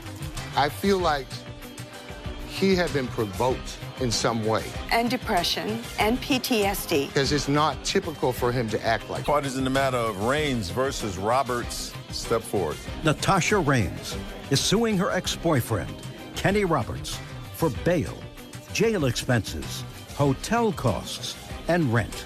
Miss Raines, tell me from when to when Mr. Roberts was your boyfriend? Me and Mr. Roberts started talking. And Mr. Roberts and I started talking.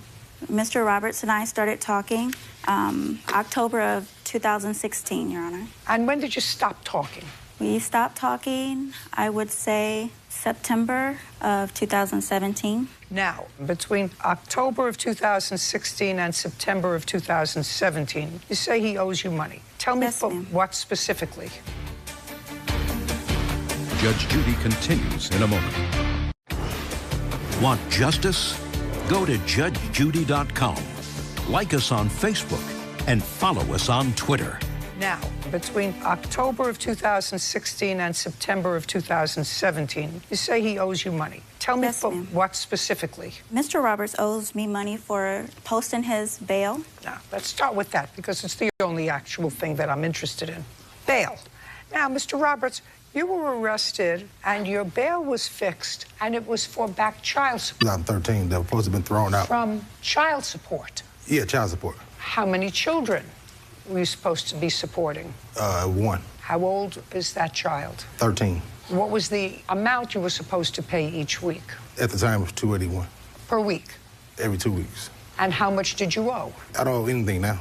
That was back in 2013. That's when But when you were arrested in 2017. Yeah. What were you arrested for? I guess the courts didn't properly dismiss the case because they were supposed to have been thrown out back in 2013. Just a second. How much was your bail? $720 or something like that. How much was his bail? $760. Now, did that bail go towards paying your back child support? Yes. Yes, ma'am. $760 went to pay your back child support. Yes. So that satisfied your child support obligation. Did it or not? Yes, it did. Okay. She doesn't have to pay for your child support, right? Yes. But so you would say that's your responsibility? Yeah, but I didn't know. I didn't know that was the case that they was going to do that. Otherwise, I don't care what you knew. You would say it's not right for Miss Raines, who you were dating, to pay for your 13-year-old child support. That wouldn't be fair, right? I mean, it's... No. No. So you have to pay $760. Yes. She paid it. Now, what else do you think he owes you for? Your Honor, after he got out of jail, we went on a trip. I don't care about your trip with him. Did you sleep with him on the trip? I did. I don't care. But what's next? Okay, he also owes me for expenses while he was in jail. I don't care about that either. What's next? Rent. He lived. I don't care about rent either. Okay, Your Honor. Well, these are things he owed me. No, he doesn't. He owes you $760 for child support. That's what he owes you. It's over. Thank you. Parties are excused. You may step out. Judge Judy continues in a moment. And on the next Judge Judy. He said that he was wrongly arrested because the case was thrown out and it wasn't connecting the courts or whatever. Well, at the time I was wrongly arrested, and she knew that. I guess she wanted to, help me out. I felt bad for him, and he asked if I would post his bail and he would give the money back to me. I didn't give her a set time or what time I can get her money back, so I guess she felt like... avoiding payment and telling me that he's going to, but not producing the money. The relationship was over with. She wanted to rush me to get her money back. It affected it greatly. Just a lot of her, nagging and, just... In a way that we're not together anymore. A lot of things wouldn't just, we just didn't mesh right. Just know the background of, lesson learned.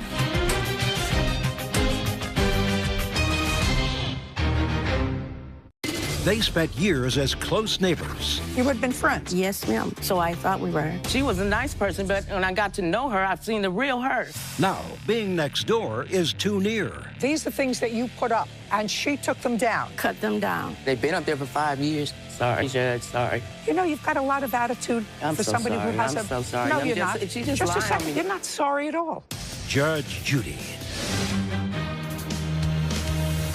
You are about to enter the courtroom of Judge Judith Scheindlin. This is Judge Judy. Minnie Sanders is suing her neighbor, Tina Edwards, for damaging her property, stolen items, the cost of a surveillance system, and harassment. Order. All rise.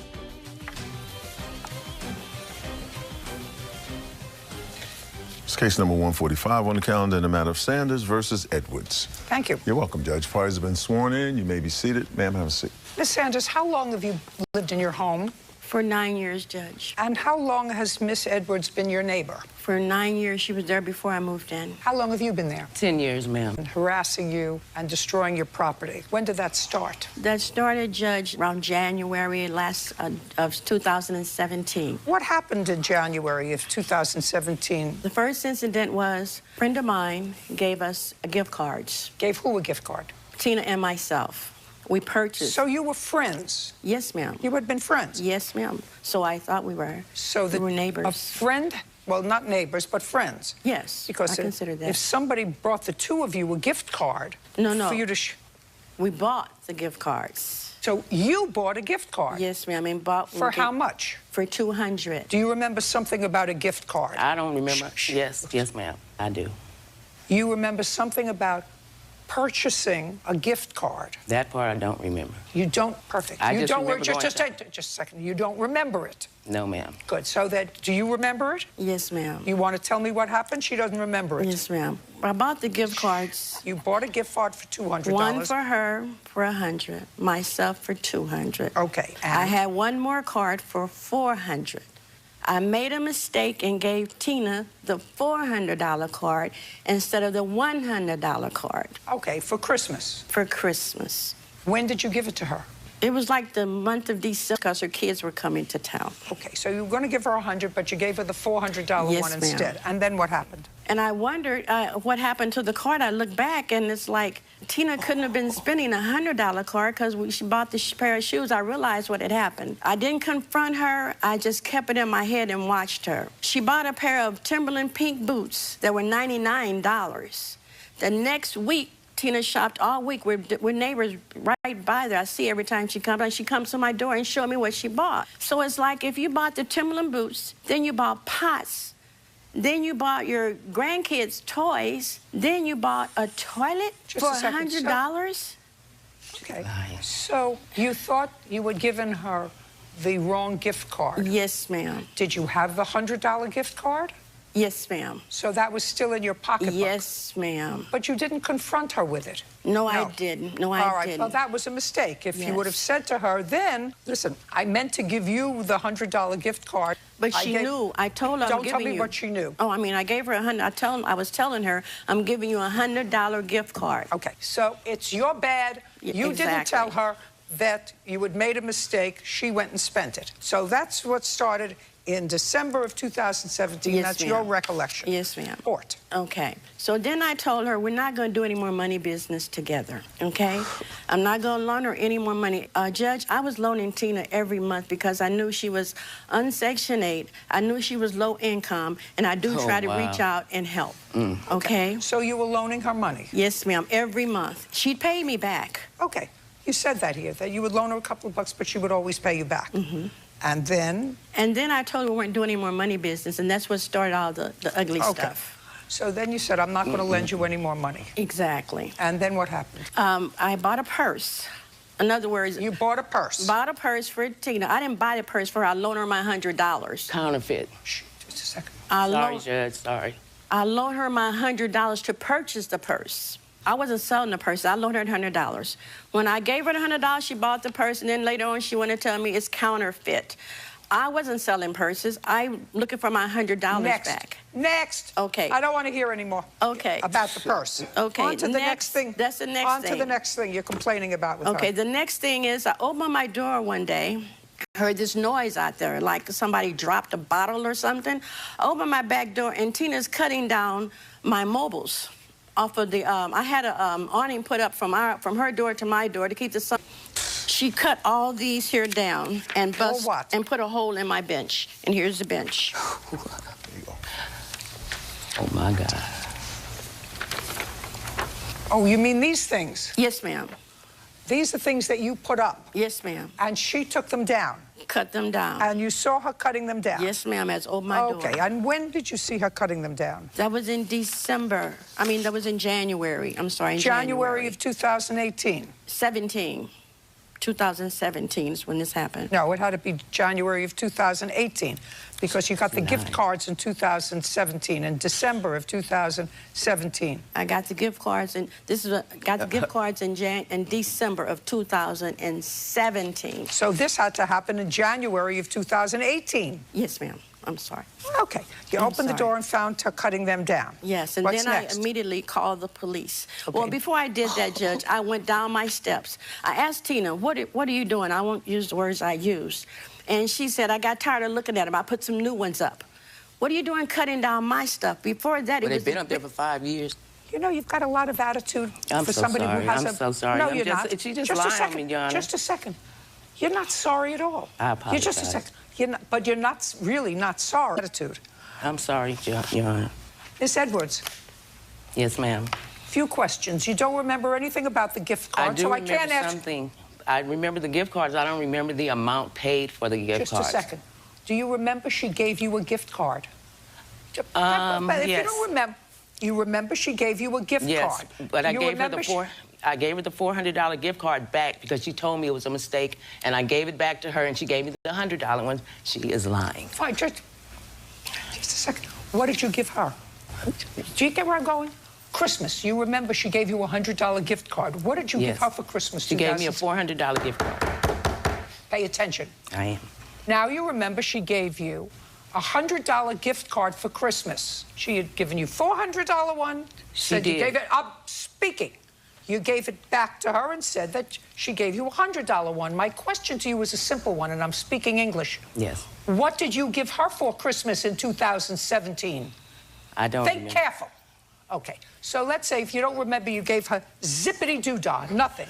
Now, are you on Section 8 housing? Yes, ma'am. Do you have sometimes trouble paying your bills? Never. Sometimes. Never. Did you ever borrow money Yes, from... ma'am. So you borrowed money from her? Yes. So she was a nice person? Yes. Just a second. So How did you borrow money from her? Would you say prior to January of 2018? Several. More than 3? Yes. Okay. And whenever you needed money, you would go to her, and she's not a psychic, so you would say, I'm a little short this month. Can you help me out? Yes. And you would pay her back. Right. How many times did you lend her money? Never. How many times did you lend her money? Never. Never. 0. So that would be a 0 Christmas present and a 0 you being a friend to her. She lent you, she gave you a Christmas present. Now, that's not somebody that you call a liar. She is a liar. Just a second. That's not somebody that you call that's not somebody that you have attitude about, because there's really only one attitude here. They pay me a lot of money for having attitude. Do you understand? Yes, ma'am. So she's not a bad person. Now, if she says to me... She wasn't then, ma'am. She was a bad person when she lent you the money? Was she a bad person when she lent you the money? She was a nice person, but when I got to know her, I've seen the real her. She started using my address, ma'am. You mean after 8 years? No, way before. In 2014, she started using my address as her fake business. I have proof of that right here. Who cares? Did you borrow money from her after that? No. After... Are you telling me? No, I did not. You didn't borrow money from No. her? In what year did you say to me she started to use your address? 2014. So after 2014 is what you're telling me you never borrowed money from her? No. 14, 15, 16, and 17. Good. Now, did she give you the Christmas present in 2017? She sold me the gift card. She didn't give it to me. It wasn't a Christmas present. She sold it to me. That's not what you told me a moment ago. Yes, you ma'am. said she gave you a $400 one. Yes, and you but I still paid for the card, but she gave me the $400 card by accident, and she told me that it was $400. I didn't know it, and I never went and bought anything. And, you know, when she gave me the card and we switched to the right card, that's when I went shopping. Did you cut down her things? That's either a yes or a no. I always decorate the outside. Did you cut down hers? Judge Judy continues in a moment. This is not show and tell. So the answer is, no attitude here, my attitude. Okay. So the answer is, to my question, did you cut them down? The answer is yes.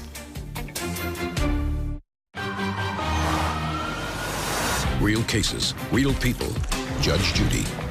Minnie Sanders says neighbor Tina Edwards vandalized and stole her property. Changed them to new ones. They was up there for 5 years. They were torn and colored. How did you, just a second, change them? I want you to tell me, I'm looking at them here. Shh. I'm looking at them here, and I want you to tell me the method that you used to change them. Did you unloop them? No. From the bottom or the top? No. Did you use I cut them with the scissors because I was going to replace them, ma'am. Listen to me, with new ones. This is not show and tell. So the answer is, no attitude here, my attitude. Okay. So the answer is, to my question, did you cut them down? The answer is yes. Not to be mean or anything, Your Honor. Yes, I did. But I was trying to make her happy. Okay. So far, I went to law school, a little bit after law school. So far, I'm not impressed with your case. I'm impressed that you're frustrated with her. What's next? Okay, next, Judge, I called the police. I went and called the police, and right. They came out, and they said I couldn't arrest her because, you know, it'd be her word against mine. So they like suggested that the best thing for me to do is get her surveillance camera. So that's what I did the next week.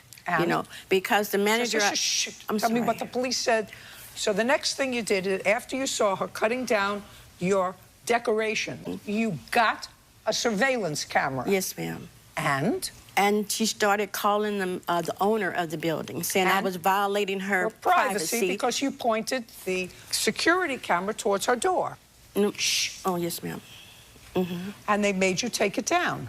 Yes. What else? They made me take it down. They made you take it down. Because she said... I don't care why. Okay. They made you take it down. They made me take it down.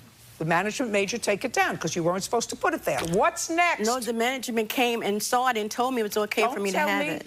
Don't what they tell said, me right. what they said. Okay. You took it down. Yes, ma'am. What's next? Then they started sending me notices, you know, to vacate because they're steady getting complaints from Miss Edwards about me. And Judge, I go to work at 1:30 every day. I don't miss no days at work. I'm not home until 12 o'clock at night. Did they evict you? No, reason they didn't evict me because I went ahead and took the camera down. They wanted me to take it down, and I took it down. This is so far. This is not.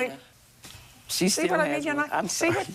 You see what I mean? I'm so You're really not sorry. Can I just ask you? Am I going to get a chance to speak, ma'am? Please. No, you have no counterclaim. I'm trying to see. So far, I'm not seeing a case. What's the point of you speaking if I'm not seeing a case? So far, you have no case. I want you to forget everything you told me about I want you to forget about the security camera that you bought, that you had to take down or you didn't have to take down.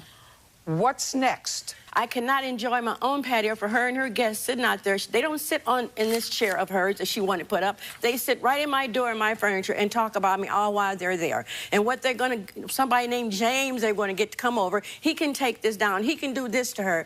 I feel threatened, Jeff. I mean, Jeff. Just a second. Jeff. Just a second.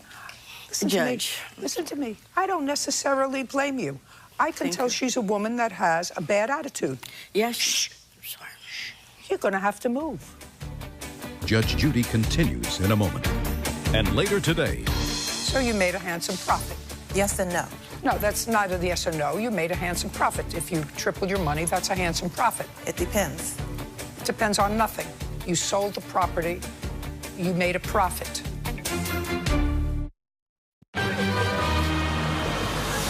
Real cases, real people. Judge Judy. Minnie Sanders says neighbor Tina Edwards vandalized and stole her property. She's not going to move out of her Section 8 housing. No. That's the best advice I can give you. You're going to have to move. You have no legal case against her. And if she's making your life miserable to work, and you go into work every day at 1:30, go find a place where you can have peaceful enjoyment of your apartment. She's not moving. Judge, I didn't want to move. I just wanted, I was peaceful in my apartment. What do you want me to do? Calling me. What do you want me to do? I want her to stop harassing me through Stop harassing. Listen to me. Stop harassing her. Yes, ma'am. And through I've just told her. So Yes, ordered. ma'am. Stop harassing her. We're done. Parties are excused. You may step out. You're not supposed to be harassing neighbors. I'm a good person, and I'm a good neighbor. Because I found out what type of person she was. We were friends. I work every day. She doesn't do anything but sit home. God see through all those lies that she was trying to tell on me. You know, I'm helping her, and you study downing me to people. I saw the true person she really is. I am a concierge. She doesn't know what that means. I've never done anything wrong to Miss Sanders. Because I would take this and I'm gonna use it. It's not over. Not at all. So this is my first step. And now, the next case. All parties in the matter, Smith versus Geis. Step forward. Lisa Smith is suing her former tenant, William Geis, for vandalism, property damage, and the cost to remove junk. Miss Smith, Mr. Geis was a tenant of yours for about 4.5 years in a townhouse that you owned. When did you sell it? February this year. What did you pay for it? Stop playing with your papers. 115. What? 150. Made a handsome profit. Yes and no. No, that's neither the yes or no. You made a handsome profit. If you tripled your money, that's a handsome profit. It depends. It depends on nothing.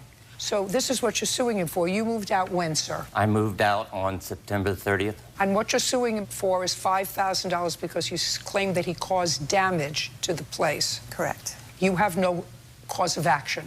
You sold the property. You made a profit. I'm not looking at your bills to clean up the property. I'm not looking at your bills at all. All I'm doing is entertaining his counterclaim for his security deposit back. Do we understand each other? No. Perfect. Ridiculous. Now, you terminated your tenancy. How much security deposit did you have? It was $1,800 $897. Did you do a walkthrough prior to your leaving in Yes, September? Your Honor. May I see it? It's number 49 on the timeline. Have you tried to get your security deposit back from her? Yes, I have, Your Honor, and she has denied my opportunity to receive my security deposit. You moved out on the 30th, correct? May I speak, Your Honor? No. So, at worst, this is what the property manager found, but should be replaced. Right. After 4.5 years, they should be replaced. That's what your property manager said. I already took him to arbitration. Listen, It's not true. You took who to arbitration? The tenant and the property manager. It's not Which true. tenant? This tenant. Then what are you doing here? Judge Judy continues in a moment. Want justice? Go to judgejudy.com. Like us on Facebook and follow us on Twitter. What are you doing here? Your Honor, Because went he off. refused to She pay tried- anything, and I was taking him to small claims court. Well, I don't His actually care about you because your case is dismissed. His damages were... Your case is dismissed. You haven't This even is heard what- about the damages. Listen to me. You sold your property for 3 times as much as you paid for it. No, I didn't get that money. I had to pay for all of the damages out of that. The damages were over $55,000. Listen to me carefully, madam. You're not getting any money. Not a penny. Your property manager wrote, carpets had been cleaned but should be replaced. The carpets were not cleaned. They were full of dog urine. When I walked in, you couldn't even stand in there because it smelled so bad of dog urine. Amount of $1,897. We're finished here. Parties are excused, Mason. And on the next Judge Judy. I'm happy actually with the decision. There's tagging on the walls. There was no vandalism in the apartment. The repairs were over and beyond. I was due for my security deposit back. That the tenant was not held accountable. Not having my security deposit given to me when I moved out was unjust. He was not responsible for his damages for letting guests stay in the home against the contract. I always have a contract.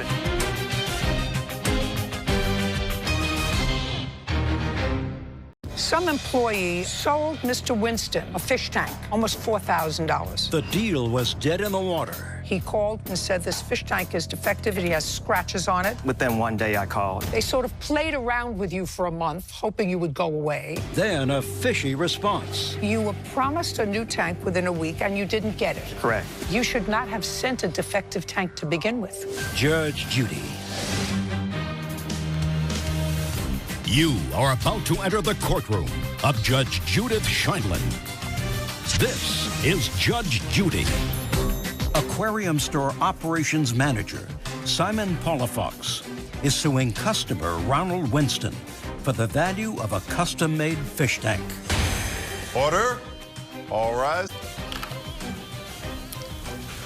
Yeah, it's case number 167 on the calendar, the matter of Fish Gallery Incorporated versus Winston. Thank you, Bert. You're welcome, Judge. Parties have been sworn in. You may be seated. What is your last name, sir? Palafox. Are you the owner of Fish Gallery? No, ma'am. I'm the operations manager. Were you the one who had dealings with Mr. Winston? No, ma'am. Not directly. Never? No, ma'am.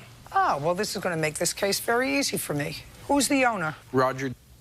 And who manages the store? Paul. Paul, the person who sold you the tank? No, I bought the tank from another store employee. Do you remember his name? I know the service manager's name is Eric, and he's the one who delivered my fish tank. Who was Paul? Did you ever deal with a Paul? He's the general manager in Dallas. Did you ever speak to him? No, not until I saw him later in the legal proceeding. What legal proceedings? Well, when the complaint was filed by Fish Gallery, that's when I had contact with him. Did you ever see him in court? Yes. Which court? Court in Collin County. Is that the small claims court? Yes. What happened with that case? It was not settled. Did they send it out to be settled? What happened with it? We did not decide settlement and mediation. So you went through mediation? Yes. And then they referred it back to court? Yes. And that's why we're here? Yes. Got it. Okay. This is your problem of Fish Gallery INC. Is that the name of the company that you work for? Yes, Your Honor. Sold Mr. Winston a fish tank. Very expensive, almost $4,000. It supposedly was a custom-made fish tank. Is Yes. that right? And they charged his credit card, and he paid for the fish tank. And it was delivered, and it was defective, correct? Yes. So you can't tell me anything because the owner of your store and the manager of the store who dealt with him and the person who sold him a fish tank, they decided not to come and to send you to be the sacrificial lamb to my mouth. Your Honor, we're a small company. You don't know anything. What you know is hearsay and is inadmissible so that I can take all of my facts from the defendant. Do you understand? So this is the story as I get it. Sold him a fish tank, $3,800 plus, charged it to his credit card, delivered the fish tank. He called within a couple of days, is that right, and said this fish tank is defective, it has scratches on it. Within 1 day, I called. Good, within 1 day. And but in their complaint, they stated that... No, don't... Okay. Don't talk yourself into a loss. Okay. Understand? Yes. Good. So I'm just going to ask you a couple of general questions which don't require a hearing. Are paid on salary and commission? No, ma'am, they're paid hourly and commission. Hourly and commission. Yeah. So they make the most substantial part of their money on commission. Yes, ma'am. Yes. So the salesman who spoke to and had dealings, who's not here, who spoke to Mr. Winston, he said, the fish tank's defective, they sent somebody out, and took days to get somebody to come out there and look at it. This is a huge fish tank. Correct. And they said, we'll get you a replacement. Yes. This was on what date? Well, I called March 29th, they delivered the tank. On March the 30th, I called to complain about damages to the tank. When did they come out? And they came out February the 3rd, I believe it was. Well, they can't come out before you complain, so if this was March 29th. I mean April the 3rd. I'm sorry, April 3rd. Okay, and then they said you would have a replacement when? They said within a week. So when you didn't get a replacement or hear from them within a week, what did you do? So I followed up with Eric, the service manager, who delivered the tank. Okay. Does he also get a commission? No, ma'am. Just the salesman? Just the salesman, yes. And to make a long story much shorter, you were promised a new tank within a week and you didn't get it. Correct. You ultimately, after a month, went to the store to find out where your tank was. Correct. And who did you meet with? What's the name? The manager. And Eric, because they can't tell me what happened, Eric said what to you? At first, he offered me $200. $200. So you paid $3,800 for a big fish tank, and now they've sort of, how do you say that, non-Brooklynese? They sort of played around with you for a month, hoping you would go away. And then they said, we'll take a couple of $100 off the tank. Go away. Yes. And you said no. Correct. And then what happened? So right now, you've been charged for the tank. Correct. And you put in a request to the credit card company that the merchandise was defective. Correct. To reverse the charge. Yes. In the meantime, according to what he would like to tell me if he could speak, they ordered another tank. Correct. Do you have either tank? I have the first one they delivered, yes. And you're more than happy to give it back to them? Well, right now, I don't think I should give the tank Well, back. right now, let me explain something to you, because that's what their lawsuit is about, Mr. Winston. Right now, they say that they had two tanks, that they brought one to your house, they brought another one. Forget the fact that they brought another one because your service manager was disrespectful when he said, we'll give you $200 off. Got it? Yes, ma'am. But right now, you have a fish tank that you're happy with. And if you're not happy with it, you can give it back. And they're going to pick it up. Since March the 30th. Just a second. They're going to pick it up. And I'm going to tell you, they're going to pick it up with a marshal within 5 days of today's order. Do you understand? Yes. Great. Because that's what we call sort of an unjust enrichment. You say, well, I really don't like the fish tank, and they did the wrong thing, but I'm going to keep it anyway and not pay for it. Forget him. He hasn't said a word, right? That's what you want me to do? That sounds reasonable to you? No, I was just saying that, Your Honor, based on the fact that I've had the property at my location since March 29th, and they've had ample opportunity to pick the property up. No. There was a lawsuit started. You went to mediation. All that took time. You went back to court. There had to be paper served. All of that took time, okay? Your Honor, may I speak? No. No. What the owner should have done of your company is send somebody who had first-hand information somewhere about this, and that's not you. What I'm about to say is not regarding what happened before the fact. It's after the fact. When we get back a used aquarium, it depreciates value by 60%. I don't care. So if what you're saying is you don't want this aquarium back because it's depreciated, I could do that. That means you get nothing. I don't think that Mr. Winston should be enriched by having the credit card company reverse the charges, so he really got something for nothing. Your company has to be punished because you were disrespectful to a customer. Your salesman got a commission, didn't want to lose that commission, played around with him for a month. I'm trying to figure out another way to say that. For what? Well, even that's not even that's not right. And then said, get rid of him because we made $2,000 on this fish tank, so we'll give him a couple of $100 on the fish tank and he'll go away. Well, he wasn't prepared to do that. The reason that they did that was because the tank was on back order. It wasn't something that was in our control. And whenever they called the vendor to try to get a new tank, they back ordered it. That Once we did get it, it was a week later after they had spoke to him. That's not his fault. That's your fault. You should not have sent a defective tank to begin with. Your company thought it could get away with sending a tank that was scratched, not brand new. Somebody spends $4,000 on a fish tank. They want something that if there's a scratch on it, it's a scratch that they put on it, or one of their friends or family or a kid or a grandchild put on it, but not come to them scratched. So you didn't do the right thing. So the fact that now when you pick up this fish tank, because I'm going to give you an order to pick up the fish tank, if he needs a marshal to come to his house, the fact that it didn't sell him a brand new one. Did you see a display model on the floor of what you wanted? No, not of what I wanted. Our showroom consists of display models. Everything that's on the floor gets bought by the customer there. Just a second. We don't have backstock. Did you buy something that was in the store? No, it's not in the store. Where? It's custom made. You ordered it on what date? On February the 2nd. And it was delivered on March 29th? Correct. Sir? Yes. That doesn't sound like it was in the store. If I'm not mistaken, there's a discount off of the original price. We were running a sale on that size tank because the manufacturer offered a sale price for those custom aquariums. It being 72 inches, it's something that is custom, but yet a lot of people ask for that measurement. That's a when lot. we had those in store on So the why floor. didn't you send it to him from February 2nd to March 29th? When Eric scheduled it on, I believe it was March the 2nd, they had scheduled it, and then on the second paper, they moved it to March 29th from 10 to 12. Listen to me very carefully, sir. If what you're telling me is that this was an in-stock item that you had, and if he ordered it on February 2nd, it should have been delivered to him on February 4th, not March 2nd. If what your salesman was that we have to order out for you, and in order to justify that, he held off delivery of something that you say you had in the store for a month in order to say, well, there was a custom-made tank for you, and what you sold him was something that you had in the store already, that's a little more chicanery. Do you understand what I'm saying to you, sir? Yes, ma'am. Judge Judy continues in a moment. And later today... The two of you had one car. No. How many cars were there in the household for the 2 months that you lived together? It's a bit more complicated than just... No, I'm not. Listen, okay. You can make it more complicated, sir. I'm going to uncomplicate it.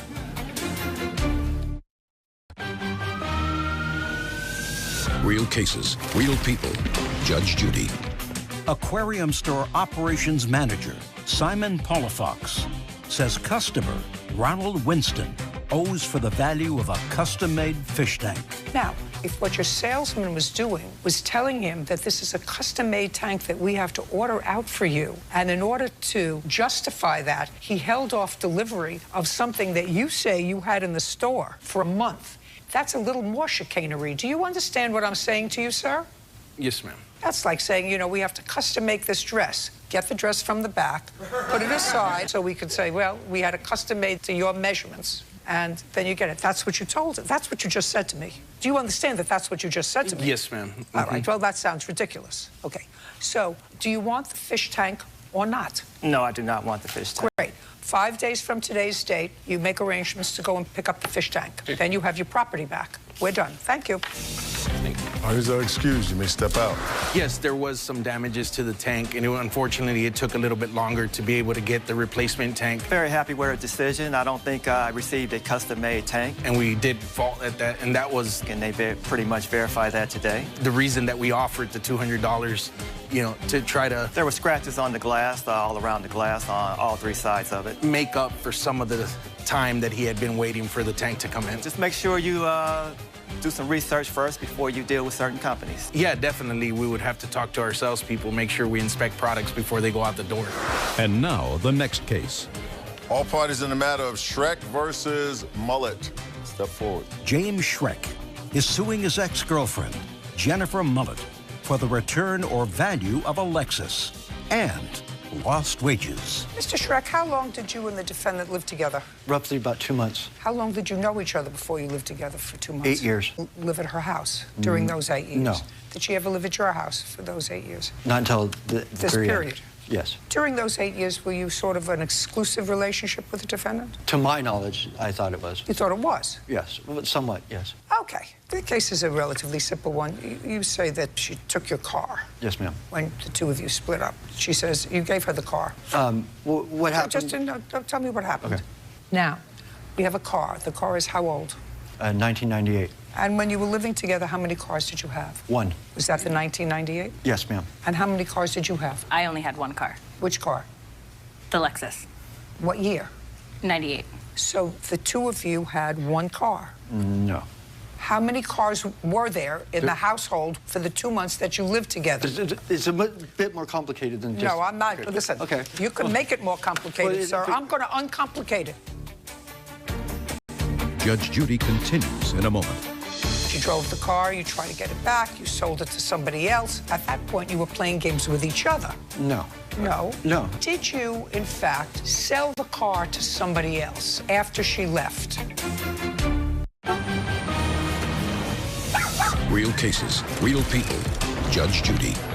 James Shrek says he registered his car under her name. Now, the two of you had one car. No. How many cars were there in the household for the 2 months that you lived together? It's a bit more complicated than just... No, I'm not. Okay. Listen, okay. You can make it more complicated, Well, sir. I'm going to uncomplicate it. Okay. When you were living apart for 8 years, did you have a car? Yes, I've had multiple What car? cars. Multiple different cars over the 8 years. For the last 5 years. Multiple different cars over the last 5 years. When was the 1998 car purchased? Roughly 2 months before we moved into the house. Not roughly. When did you move into the house? June of 2017. And when did you move out of the house? August 13th, 2017. Were you together when the car was purchased?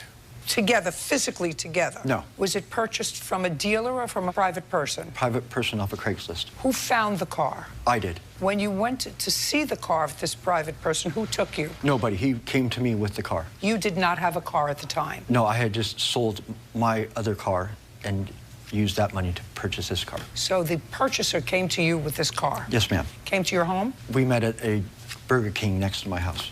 How much was the car? $1,250. And 2 months later, you and the defendant moved in together? Yes, ma'am. So who did you purchase the car from? I didn't purchase the vehicle. Can rely on what he said to me, that that's how the car was purchased? Correct.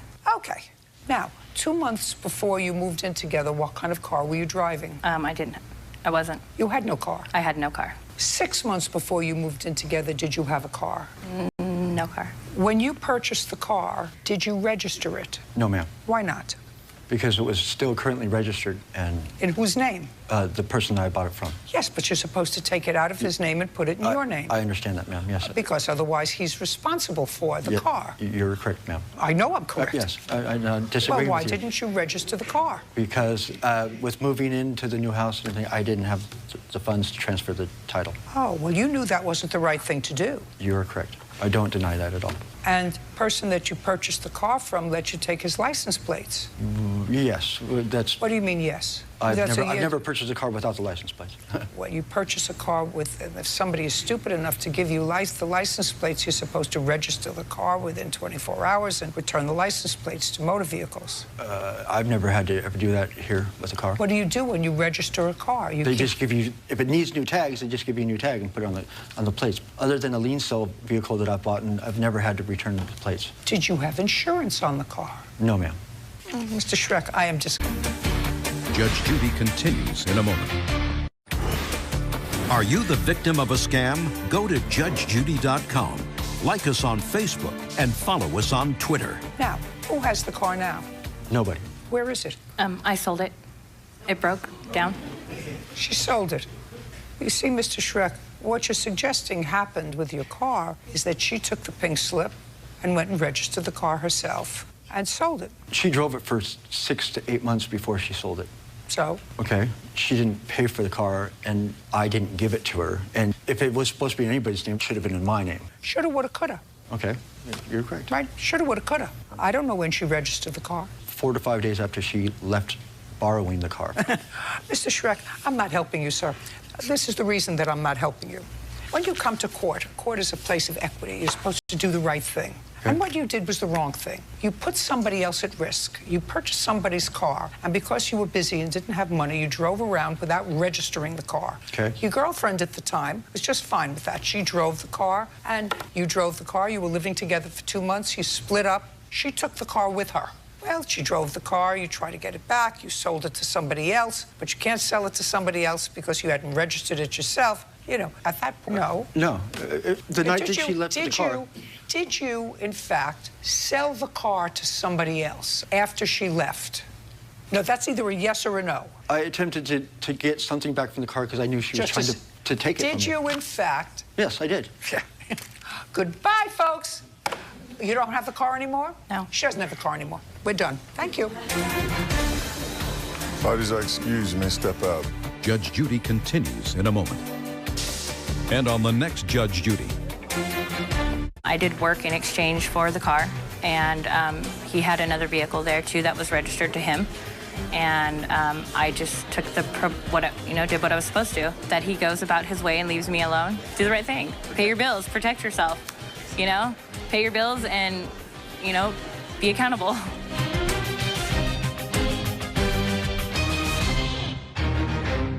Did you send him this text? Yes. Odd. Did a single mom's desperate times I was very concerned. I offered to help her out. call for desperate measures? As soon as a man feels like they have power over you, they can start demanding things. You mean the fact that he paid your rent? Yes. But you're texting him that you're prepared to become an escort to married men for money. You are about to enter the courtroom of Judge Judith Scheindlin. This is Judge Judy. Michael Whitaker Jr. is suing his former friend, Michelle Robb, for an unpaid loan to pay her rent. Order. All rise.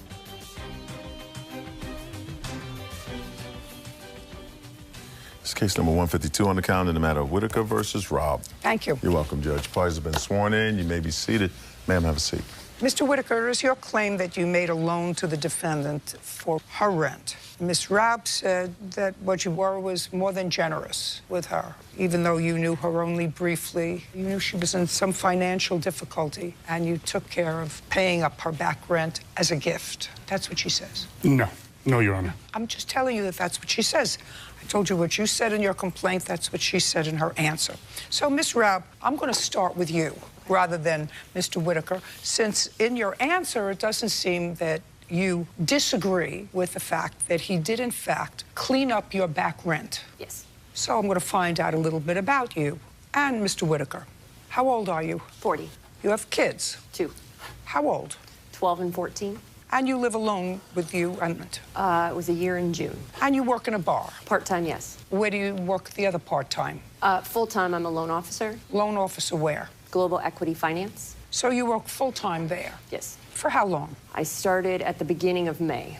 Well, that's just recently, yes. May of 18. I want you to tell me what you did full-time last year. Last year was tough. I was let go from 4 different positions in the year 2017. 2 different mortgage companies that decided to close their San Diego branches. A restaurant management position that I was let go from because my children...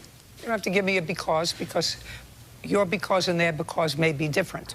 What else? And then prior to that, I was a PR director for a design-build firm. For how long? I was there for 6 months. So you've not had, from what I can hear, a reasonable, consistent way of supporting yourself. Yes, that is true. Tell me what your rent is in this apartment. $12.95. Do you get child support for the 2 children? There is an order in place, however, no. So the answer is you don't get any money. Correct. Having an order does not put food on the table, so the answer is no. So you support yourself and the 2 children from part-time bartending. Yes. How many times in the year have you fallen behind in your rent? 4 times. And when you've fallen behind in your rent, has that been for more than 2 months? Yes, it was cumulative. So it's been 3 of eviction? None. So you always made up the rent? One of my girlfriends is a property manager and understands my Don't situation. tell me what she understands. I asked you whether you ever been served with an eviction notice. You said no. My next question to you was, have you made up that rent when you fell behind? Yes. In bulk? You know, it was in payments. Now, as a part-time bartender, you're not making enough to cover your expenses, your children's expenses, and the rent. Correct. So you want to tell me how you do it? Like I said, my girlfriend is my property manager, and she is lenient with that. Now, you met Mr. Whitaker where? I was doing a live stream on social media, and he was one of the followers. Since I'm not really involved with all of that social media live stream stuff, you must have had plenty of times working part-time, so you are live streaming, and you met him in cyberspace. Yes. When did you meet him in person? March, April 2018. And when you met him in March or April of 2018, how far behind were you in your rent? Around 3 months. Now, you met him on social media, Miss Raub, and at some point you must have decided to meet. Where did you decide to meet? At the bar that I part-time at. So you told him where you worked? Yes. So you invited him to come meet you. Now, at some point you were having a chat. It's not something that otherwise comes up in conversation. I'm 3 months behind in my rent. Tell me where that took place. I don't remember if it was in person or phone conversation or text. You don't remember? It wasn't so long ago. I'd like you to remember. And if you don't remember, just this is what happens if you don't remember. If you don't remember, then I'm going to ask Mr. Whitaker. Okay. And then I'm not going to hear you say, oh, now I remember. So if you don't remember, tell me. If you want to think for a moment, tell me. Otherwise, I'm going to ask him. I want to say it was a combination of all 3. We would have, you know, daily conversations on the phone. We would text each other every morning, and for a while there, he was coming to the bar every Saturday. So it could have been a combination of all 3. Well, during that period of time, did you have an intimate relationship with Absolutely Mr. Whitaker? Not. Did not? No. So it was a friendly relationship? Yes. So what I'm asking you is, with a man that you don't know, that you've just met on the internet, who you do not have an intimate relationship with, I want to know how you broach the subject of getting your back rent paid. I want to say we were just talking about finances. Just, you know, I had just started the new job at the mortgage company, and I think we were just talking about finances, just my life, what, you know, as a single mom, what I'm up against right now. And I honestly don't remember how it exactly... Gave you your chance. I want to make one quick correction to what Michelle had said, which we didn't talk on the phone daily. We talked on the phone maybe 2 times over the period of time. We did meet a couple times. Who is this? This is someone I'm dating. Her name is Lisa. Well, what is she here for? She's here because she was the one after the fallout of all this was able to put together that, Mike, you just got scammed. You needed her to tell you that? I don't know why you brought her. That's sort of ridiculous. Where do you come from? What state? We came up from San Diego. So you're in California. It wasn't such a long ride. We didn't have to pay much for her to get here. Now, I'm back to the conversation. Okay, on June 18th, I received a text message from Michelle stating me and I have... I said, don't... You received the text message. I'll look at it.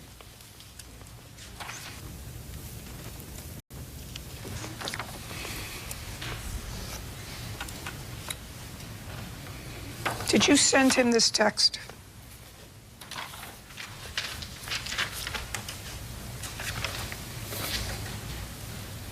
Yes. Okay, I'll take it back.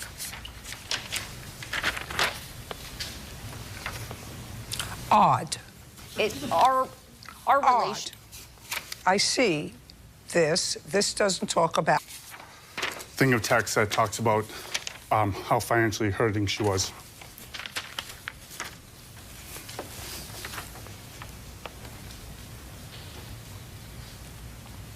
Okay, well, what it's suggesting is you're willing to do whatever is necessary to get money, even if it's something that you hadn't done before. That's what these texts are suggesting, and suggesting it to a friend with whom, according to you, you hadn't been intimate. Get to the rent. After seeing that, I was very concerned. I offered to help her out. No, what did you say to her, and where were you? Were you on the phone? Were you in person? We were texting. I was in my car driving. I believe she was probably in her car driving. You were texting while you were driving? I have Android Auto. I can voice text with it. I'd like to see the texts. I don't have all the texts of us talking of the rent. The next group that I have for you is her saying that three different ones that on 3 different occasions she said she would pay me back. I do have this one, Your Honor, that was part of the texting back and forth about paying the rent and her thanking me and saying that this situation was turning her tummy.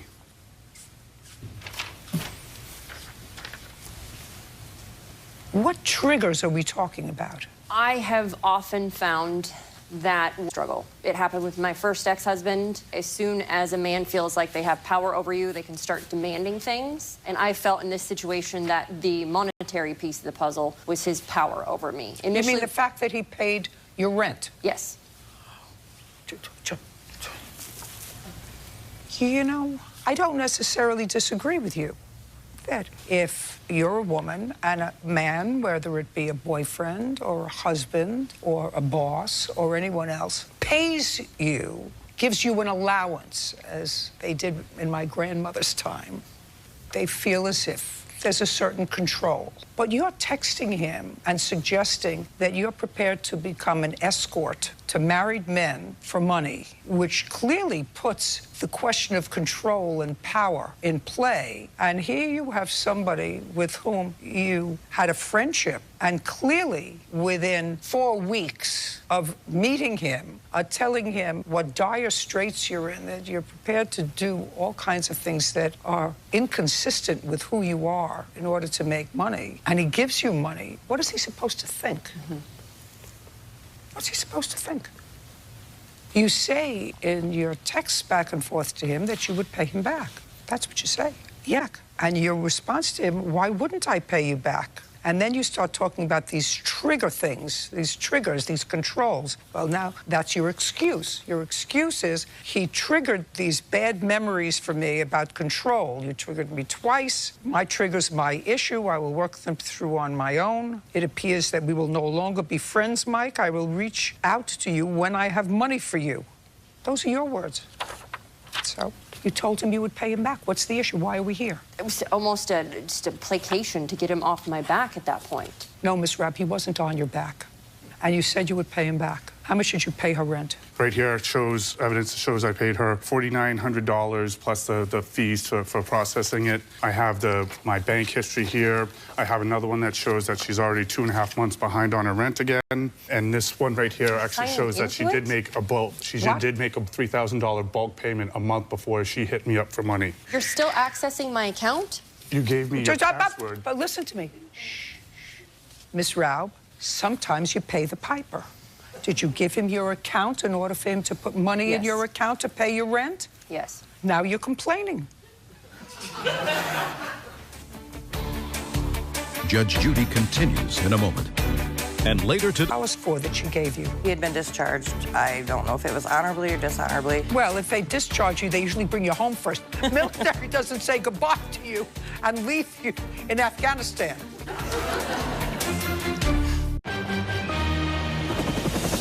Real cases, real people. Judge Judy. Michael Whitaker Jr. says former friend Michelle Robb owes for a loan to pay rent. Did you give him your account in order for him to put money in your account to pay your rent? Yes. Now you're complaining. Pay your own rent. You drive a car, Miss Rabb? Yes. What kind of car? 2003 Chevy Blazer. Is it insured? Yes. Pay the insurance? Yes. Got to pay your rent. Would you kindly just show me exactly what you paid for her rent? It's in there. There's a payment on the 6/18, one for $3,000 and one for $1,900. And there's also... For A&S Realty? Yes. I got it. Judgment for the plaintiff in the amount of $4,900. We're finished. What is our excuse? You may step out. I think she was fair. I think she saw through everything on the paperwork, what was really going on. We had developed a genuine friendship. And I'm very happy with the ruling. A great human being, a very generous man. And then... Someone who's a friend that's in that bad of a... 2017 and was going through divorce. To not step in and help out if you have the means. It's chaos. I'm doing the best I can. I mean, you look out for your friends. That we can just throw up a deuce and go on our merry little ways. I wish Michelle the best. And now, the next case. All parties in the matter of Knutson versus Schwager. Step forward. Erin Knutson is suing her former friend, Amy Schwager, for a loan to bring her boyfriend back from Afghanistan.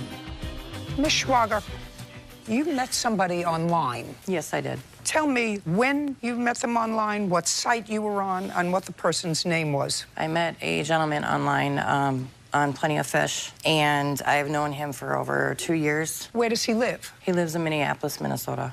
And where do you live? Butterfield, Minnesota. Had you ever met him personally? We did video chat, and... Had you ever met him personally? No. And how long have you been a friend of Miss Knutson? I've known her for several years. How many?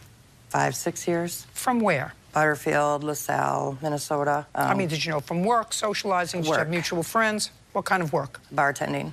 Now, this guy that you met online and have been chatting with for 2 years, he traveled out of the country? Yes, he did. Where did he go? He went, what?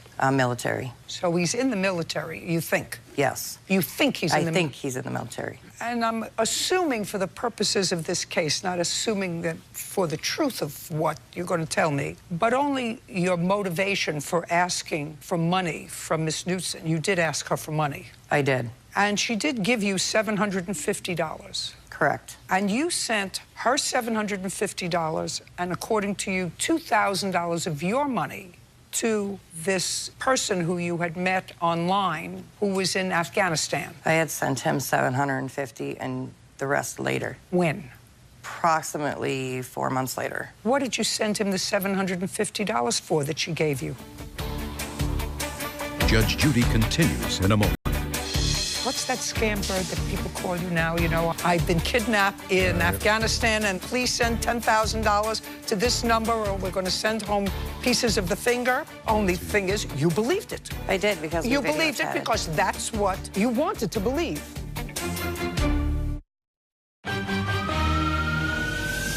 Real cases, real people.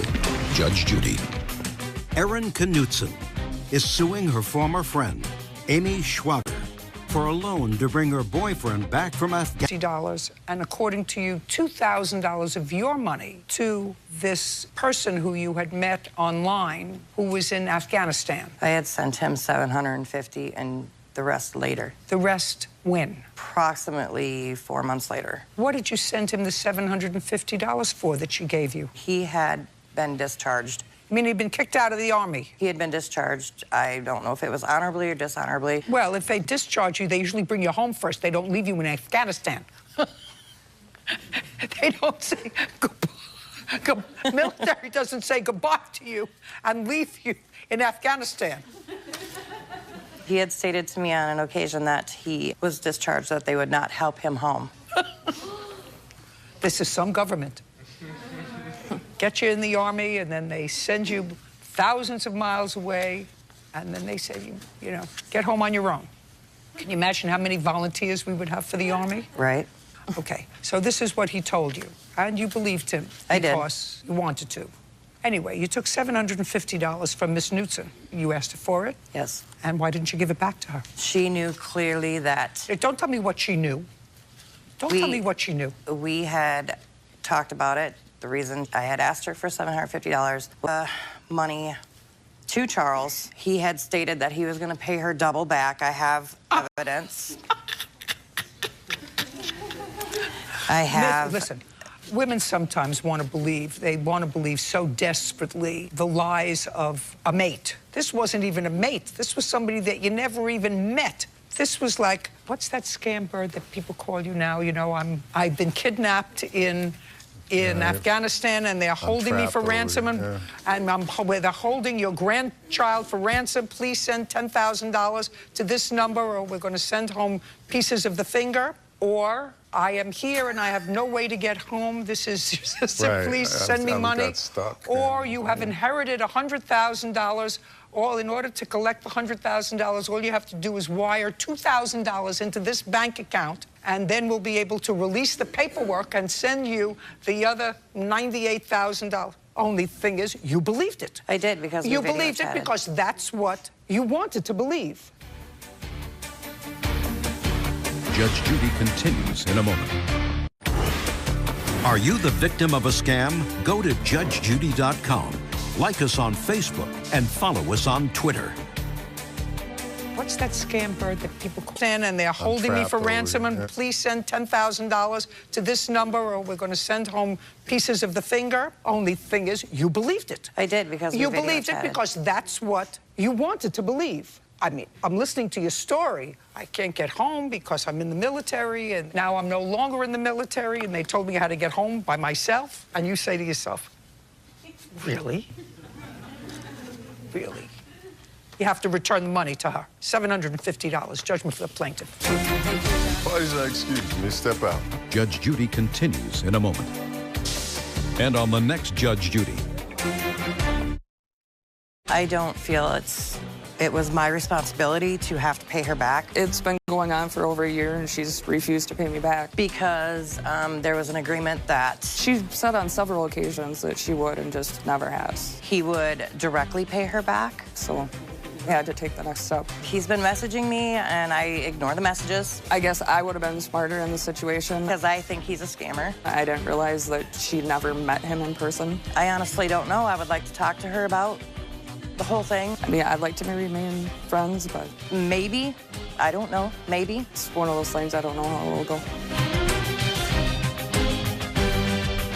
Really took off. You have a business, the releasing of doves. Until her cousin flew the coop. She had requested to dissolve the relationship. It's your claim that she has birds that belong to you. Yes. She mailed a certified letter to me stating that she wanted supplies and the birds returned. We are now a year later. How many of the birds do you have? I don't have any, Your Honor. Judge Judy. You are about to enter the courtroom of Judge Judith Scheindlin. This is Judge Judy. Martha Delgado is suing her cousin, Angelica Montgomery, for the value of 11 doves that were stolen while in her possession. Order. All rise.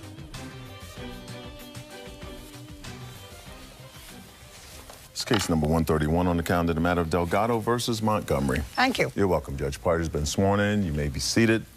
Have a seat, folks. Ms. Delgado, you have a business, and this is my understanding of your business. Yes. There are people that enjoy, or by custom, have at certain events, the releasing of doves. Correct. And you provide those doves, yes, which are trained to flit around for a while, and then you put them back in boxes like this and take them home. No.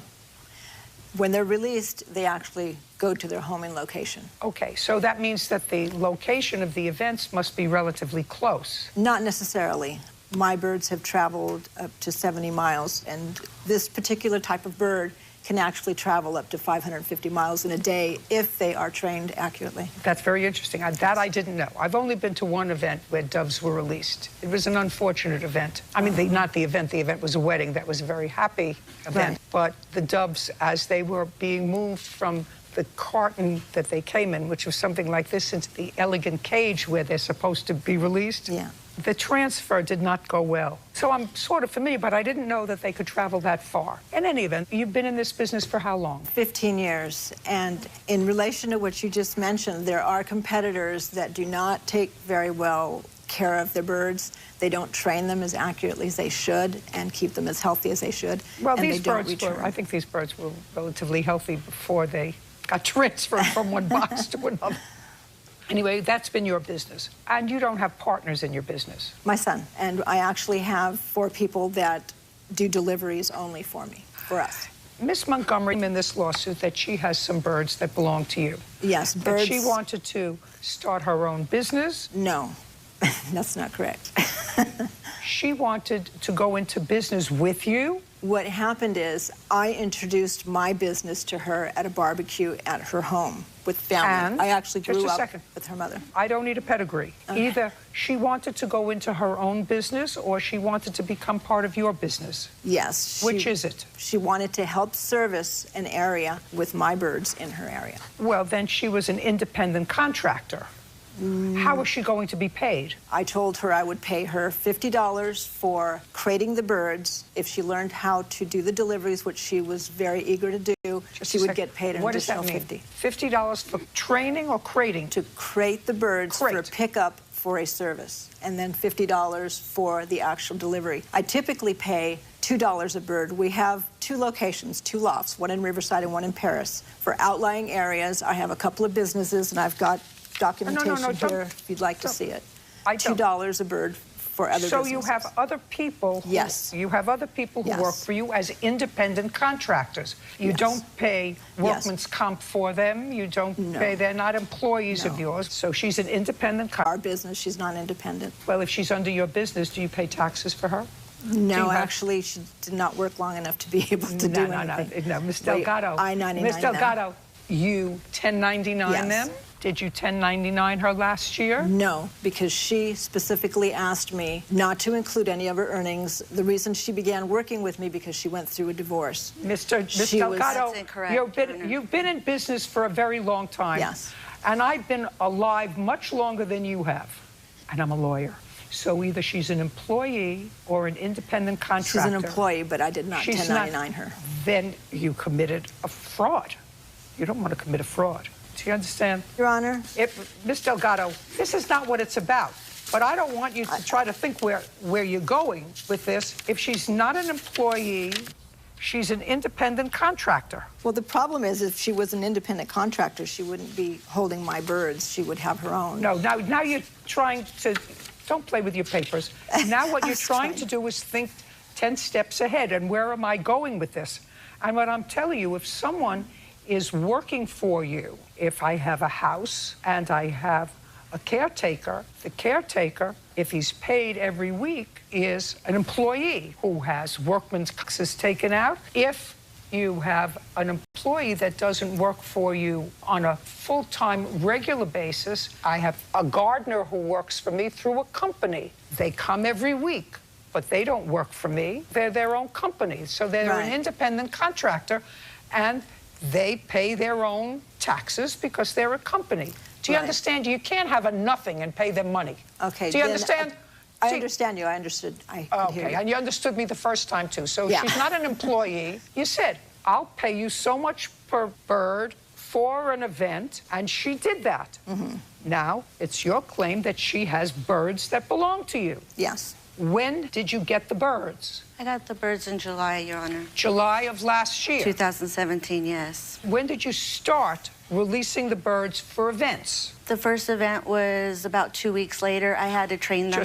Just a second. 2 weeks, you don't train them. First event was 2 weeks later? Yes. How much were you paid? $50 for the delivery and $50 for the birds. It was for 4 birds. Just a second. So you were paid $100 2 weeks later? Yes, Your Honor. When did you again work? In August 2017. And how much were you paid? I was paid $100 again for 4 birds. It was $50 for delivery, $50 for the 4 birds. And when again did you work? $1 for the 4 birds. And when again did you work? In September. Did you do any after September of 2017? Yes, I did it in November 2000. In November. How many? 2. And what about December? December, it was $100, but she kept that money because I purchased 2 crates from her. And how many birds do you have altogether? She gave me 9 birds initially. April 28th of 2018, I had 11 birds stolen, and... Just a second. She gave you 9 birds originally that you started to work with within 2 weeks. We are now a year later. How many of the 9 birds do you have? I don't have any, Your Honor. They were stolen on April 28th. 11 birds and 2 babies. I have a police report and pictures. April 28th of this year? Yes. Yeah, I see the police report. And I have pictures too, Your Honor.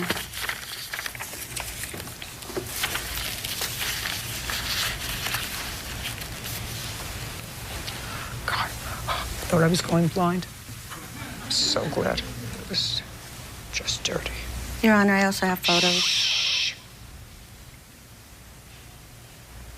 When did you call her and let her know that the birds were stolen? Immediately, as soon as my son told me that they were stolen. April 28th? Yes. Was that the first time you told her that the birds were stolen? The only time, yes. Or with regard to returning the birds? No. In February 27th, she mailed a certified letter to me stating that she wanted supplies and the birds returned, and I responded in March, but the letter was returned to me that she didn't accept it. So in February, she said that she wanted the birds returned? Yes. I'd like to see that. Do you want just her letter, Your Honor, or both? I want both. Your Honor, we actually discussed in text. She had requested to dissolve the relationship. Just a second. Because... Don't, I'm not listening to you. I'm reading this. The letter of March, she didn't pick up. No. Is that what you're saying? No, that was returned back to me. Okay, so she didn't receive this? No. So the last letter that you received was the one that said she wanted her birds back in February? Yes. Okay, thank you. You can return these birds. Now I'm going to look at your text messages. Okay, here are the text messages. Just give them to me. Okay.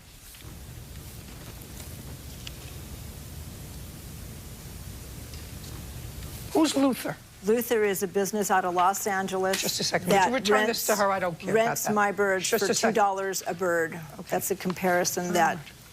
Okay, all right. I don't need any of this. None of these texts are from her. No. Would you return these to her, please? I dropped my phone and lost all of my information. She probably has it if... Your birds were stolen. Your case is dismissed. We're done. Parties are excused. You may step out. It's unfortunate that this has affected our family the way it has. Because of the birds and what happened here today, it'll probably be a while before we get back together. I think it'll mend itself. I hope we can resolve this and move forward. And now, the next case. All parties in the matter of Bowie versus Diop. Step forward. 25-year-old Akila Bowie is suing car salesman Maktar Diop for the return of money she paid for a car or the cost to repair it. Miss Bowie, you are an Uber driver for a living. Is that what you do? Yes. And you needed a car. The car that you were driving evidently wasn't working anymore. You knew the defendant. He buys and sells cars. You found a car that you were satisfied with, and you made a deal to buy it. So far as those the bare bones of this case? Bare minimum. Well, that's what it is. You found a car he was selling. You made a price. The price was? For the car? Yes. $5,500. And how much did you put down? $1,500. And he gave you the car? Yes. And you were supposed to make payments to him? I did make payments. And how many payments did you make? 3. In what amounts? 100. So you paid him an extra 3 for this car, which was from when to when? May 12th, 2018 until I still have the car in possession, but I don't use the car because the car is out of, it's the limit car, it doesn't work. The transmission is... You took possession of the car on May 12th? Yes. And the car is still with you? Is the car still in your possession? Yes, but I don't use the car. I don't care whether you use it or not. It's still in your possession. Yes. And you want your money back? Yes. You don't get that. Okay, so I met Maktar. Listen to me. Okay. You have a contract? Do you have a contract no, for sale? so here's the thing. Not here's the thing. Judge Judy continues in a moment. I was forced to sign that. We had a verbal agreement. You don't have a verbal agreement when you have a signed contract. No, that's... Well, I'm telling you what the law is. I want to tell you what the law is.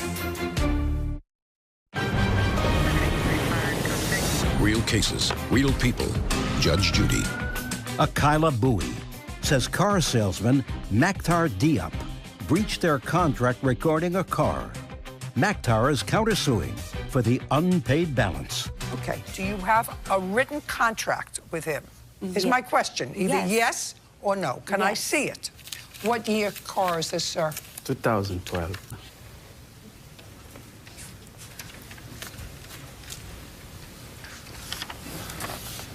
I was forced to sign that.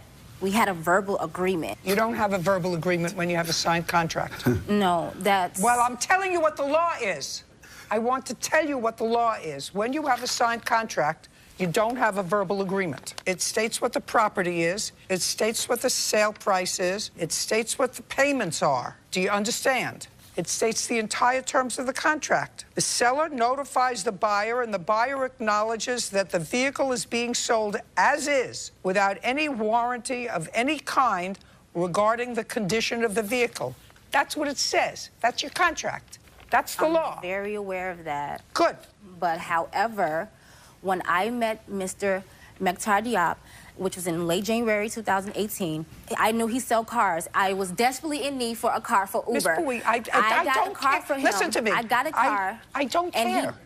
I don't care. He totally was like very manipulative with the situation. Good. Like, I don't care. He like made the situation I have other seem things. like I have other things to do. I understand, Judge. Can you just please hear me out? Is it possible if I can just let you know my story? I'm telling you what. Listen to me. I'm telling you what the law is.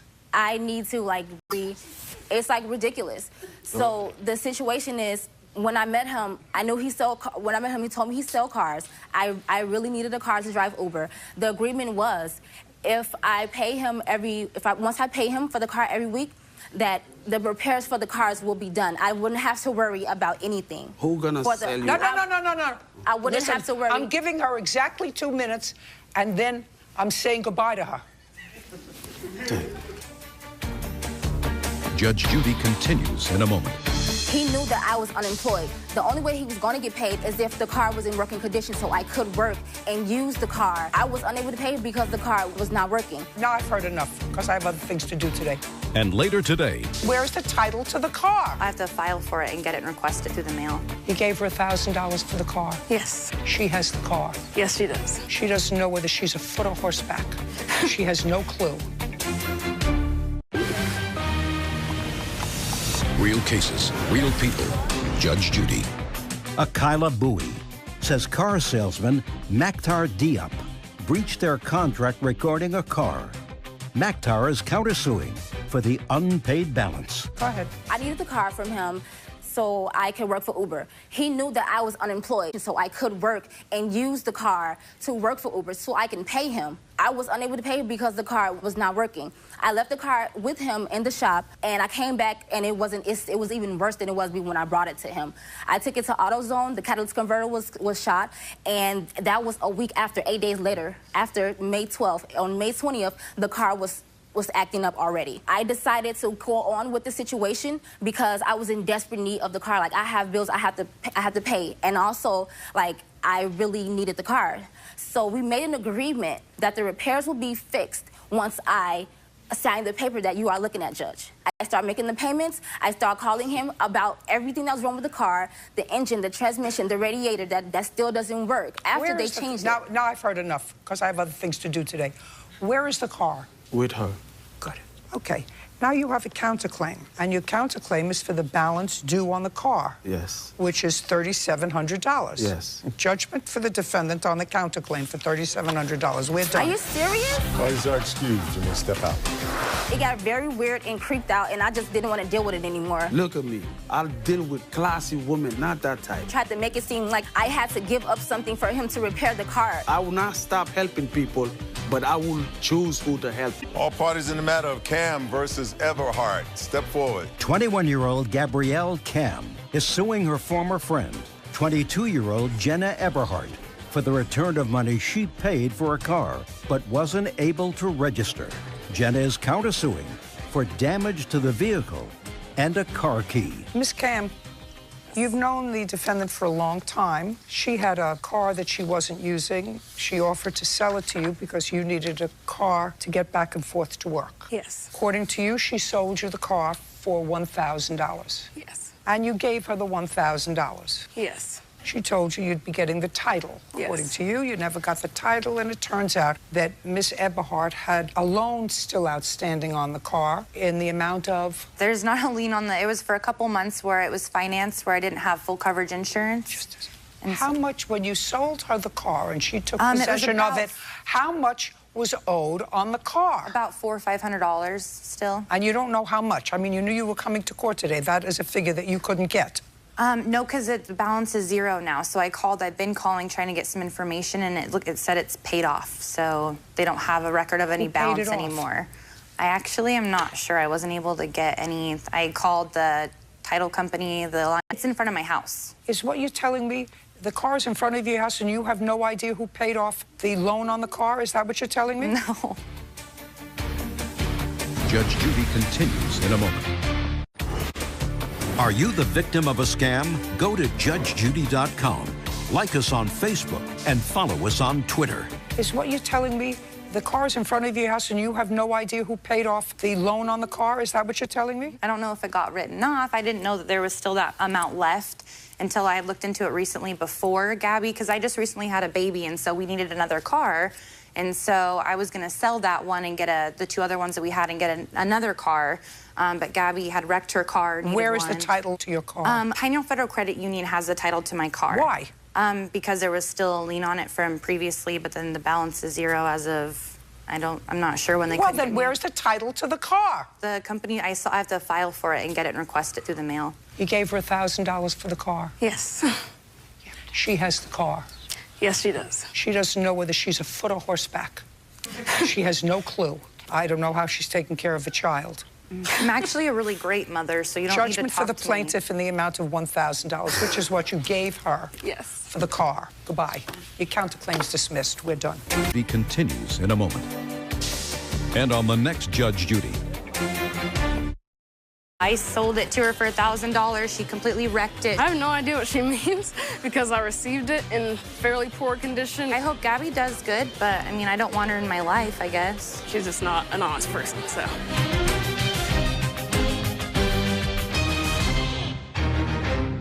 Him the Home Depot credit card. June 19th. Of this year. Yes, 2018. Now, you've been in business for 11 years. You have a pretty good deal. Your father takes care of your place of residence. You live alone with your brother. Why did you need plaintiff's Home Depot card? It wasn't necessarily a need at the time. It was more of a gesture of gift. Listen, see this face? Yeah. This face has been here for a very long time. I've seen you before. Okay. Then I would actually be curious as to why you came. So then let's not play a game with me. Somebody who's in business, who makes a living, who reports half of what they earn to the government, who takes most of their money in cash, who has a sweet deal with their father, shouldn't ask or accept somebody else's charity. Do you understand? Your father wants to take care of you as an adult male. That's fine. She's not related to you. Oh, of course. So I want you to explain to this face what happened in June of 2018 that suggested that she should give you her credit card and you should spend money on yourself with her credit card. I want you to explain it to me. A Home Depot card. We're not talking about giving somebody a Bergdorf's card or a Bloomingdale's card. Not even and a saying, Walmart oh, let's card. go out, Nope. go out and buy yourself an outfit. We're saying a Home Depot card. Right. Explain it to me so I understand it, and I don't want to hear you use the word gift. So one day I had a hard time sleeping because I hadn't seen my child for a week because I see my daughter every other week. So anyways, I couldn't sleep, so I shot a text to Kim Bim, and I was like, hey, you know, are you up? Can't sleep. And at the time, she was already asleep. It was about 6, 7 a.m. whenever I went to Lowe's. I was looking for a swamp cooler that they did. A what? A swamp cooler. So basically what it does is you put it inside of the shop on the actual ambient temperature of the, like the warehouse area. Okay, so it's like some sort of an air conditioner. Yes, yeah. Okay, so that's what you were looking for when you had insomnia. I'm thinking about your daughter who you hadn't seen in 2 weeks. Yes, ma'am. You were thinking about a swamp cooler. Keep going. I'm fascinated by your thought process. She actually goes through my head every second of the day. I'm absolutely fascinated by your thought process. So, you had insomnia, couldn't think about your daughter, got up, went to Lowe's looking for an air conditioner for your business. Correct. Go ahead. And then you shot a text to the plaintiff and said, hey, are you up? Right. Now we're together on your story. Yeah. Go. She responds like as the store's, I guess she'd woken up and she runs a daycare service out of her home. So she sent me a text. She was like, hey, what's going on? You know, basically asked Don't use me, basically, don't use gift. So she said she was basically asking me what was going on.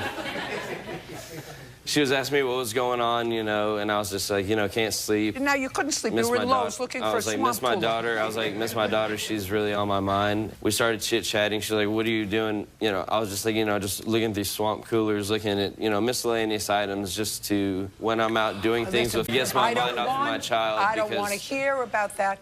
You So, go long story some short, other place for that. Yeah, so she responded to the text. We talked. She was like, well, I have a Home Depot credit card, a line of credit or whatever for business. And I was like, oh, that's cool. And she brought up the fact, she was like, do you need to use it? I was like, no, I don't need to use it. I was like, but thank you for asking. One thing led to another. Not one thing led to another. So, no, I'm shopping at Home Depot. I'm shopping here because I'm a businessman. I don't need your card. Yeah, so she asked if I wanted to use the card. The first 2 times I said no because, you know, it was a kind gesture, but I was like, no, it's not what I need. I can take care of it. So we started texting a lot more frequently. You mean the same day or after that day? No, this is the same day at the same time.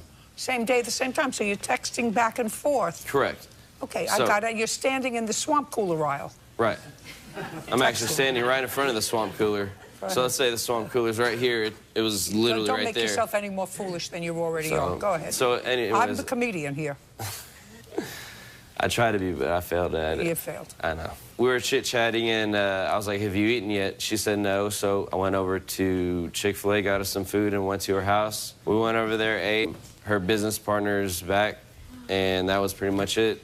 How much did he spend on the card? $3,296.48. And, Your Honor, when I was preparing for this case, I have since found that he spent another $538.96. That's too bad. Should have shut down the card. I did. I shut it down. Well, if you shut it down and they let him spend more money after that, then you don't owe them any money.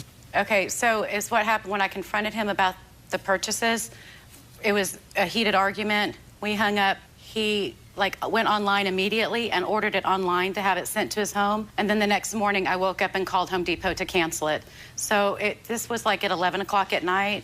So he did it online. I have no idea what the subtext is on this, nor do I care, actually. Nor do I care. It seems to me that Mr. Aliverdi and his brother in their little business has figured out how to scam the system. You know, there is a karma about that, and Mr. Aliverdi evidently got the brunt of that karma to his head a while ago. I don't have to deal with that. Judge Judy continues in a moment. I want you to tell me the truth. You said things that we needed. I'm always recalling about my brother and I. I am plotting for the IR. No, you wouldn't. I actually wouldn't. No, you wouldn't. Real cases, real people. Judge Judy. Kimberly Bim says her former friend, Christopher Aliverdi, owes for charges on a Home Depot card and for filing false charges with the state. All this equipment that you bought from Home Depot, what did you use it for? $3,296. Things that we needed at the shop at the time. Who's we? Me and the people that work at my business. So when I say just we, a second. I'll say me from now on. No, don't say me from now on. I want you to tell me the truth. You said things that we needed. I'm always recalling about my brother and I because we work together. It's a family-owned business. I am plotting for the IRS to look into your business. I love them too. No, you wouldn't. I actually wouldn't. No, you wouldn't. Nor your brother. What's your brother's first name? My brother's first name is Jonathan. Is he an older brother or a younger brother? He's a younger brother. Younger brother? Yes. What's his date of birth? It is 19... What's the name of your business? Bucket Automotive, located in Arlington, Texas. Is that what it is? Yes. Perfect. Thank you very much. Character of, when I confronted him about the stuff that he owed, he told me that he was going to make my life hell and that he was going to shut my child care licensing business down. He contacted child care licensing and told them that I was using drugs. I would like to see proof that he did that. All right, here are the that's not exactly what I said. You were dating a gentleman who is... No, don't speak to her. When I refused... Yeah. When I refused to answer his calls after all of the... when I confronted him about the child care, I'm sorry. Oh, after we met up to El Chico and you were smashing those beers. Yeah. Yeah, I remember that. Your Honor, so when I confronted him about the money he owed me, and I told him that I didn't want to see him anymore because I just realized he was not the kind of person I wanted to date. He told me that I go through men faster than I do kids, and he alluded to my son who committed suicide and told me I was a killer. Miss Bim, yes. Let me explain something to you. When I said to you, I didn't want to go into the subtext of this other than he was the brother of a friend of your deceased sons. If you want to go into the sort of details of your relationship with him, that's up to you. It's not my business. My business is only to determine whether or not he should pay you back the money that he spent on your credit card. You want to go into that nonsense? I'm all yours. Okay, but then, I actually do, because when he asked to borrow the Home Depot card... No, this is what I want. You want to go into that? Fine. I want to know when, for the first time, you and the defendant were intimate. Never. Okay. When, for the first time, were you and defendant dating? We dated the day that he picked up my Home Depot card. He said, when are you going to let me take you out? And I said, over the years, I've always been like, no, no, no, you're too young for me. It's just like we were two different people. Okay, so when he asked to pick me up... Just a second. So over the years, it wasn't the first time. Over the years, according to you, it wasn't the first time that he had made advances towards you, despite the fact there's a difference in your age? Yes. Substantial? Yes. Judge Judy continues in a moment. What I'm telling you is, if I find out that there was a social relationship between the two of you, something that could have been a social relationship between the two of you, what I'm going to do is I'm going to revisit the issue of whether or not he owes you any money. I could change around this whole case in 1 second. Real cases, real people. Judge Judy. Our friend, Christopher Oliverdi, of owing for charges on a Home Depot card and filing false charges against her. So it wasn't the first time that he had made advances to you of more than a friendly nature. I'm the brother of a friend of your sons. Is that right? Yes. Okay. And it was at some point that perhaps you were vulnerable to that. I could change around this whole case in 1 second. Do you understand? I understand what you're saying. I can change around this whole case in 1 second. So I suggest what you do is say, you know what? I got my money back on my credit card. That's what I want, because I didn't intend to give him a gift of $3,200 and whatever it is, $3,000. He called child care licensing. $3,200. She was in my house at the time, asked for the card, ordered a water heater for her house, and then not really demanded, but kept insinuating, hey, take the card back after she made an order. Now, why would you give me the card back for whatever reasoning? If you get an email from Home Depot, and at the time, after I made the purchases, the receipts are right here. She saw the receipts, she has her ID now, and I still have the card, and how do I have her address, name, and all the information right there? Let me explain something to you, Mr. Oliverdi. Yes, ma'am. I'm in the questioning seat. You're in the answering seat. I ask questions, you answer them. You don't ask me questions. That's not your job. Yes, Your Honor. Perfect. Miss Bim, what I'm telling you is, if I find out that there was a social relationship between the two of you, the budding social relationship between the two of you, something that could have been a social relationship between the two of you, what I'm going to do is I'm going to revisit the issue of whether or not he owes you any money on the credit card. Do you get it? Judge Judy continues in a moment. Want justice? Go to judgejudy.com.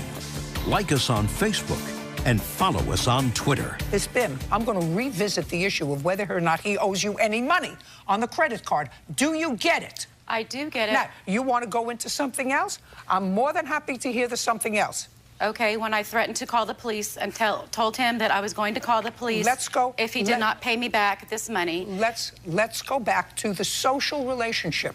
Okay. Which you've answered my question. So you and Miss Bim never had... Have prior text messages. Back in 2015, she had a party at her house, and I fell asleep on the couch, and as I fell asleep on the couch, I woke up to use the restroom, and I see my phone, and I see right from Kim, hey, why don't you come to my room and lay down? That was the first time. Second time, why is she in my vehicle, my Mercedes, holding my hand, trying to... Are you asking questions again?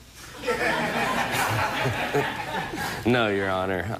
I'm trying to state the fact. First, the student took the blame. You tell me what you told the police. I said that I broke the phone. But now accuses a bully. He picked the phone up and smashed it. He's like a mean kid, so I just kept my mouth shut. Then another story from Dad. He said he didn't do it, but they said if he did not say he did it, then he would be arrested. Did you hear the police say that to him?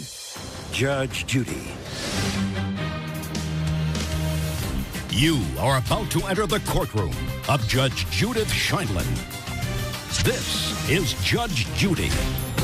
Michael Huckabee is suing Shantika Lynch and her ex-husband, Melvin Wilson, for the value of an iPhone that was broken by their son. Order.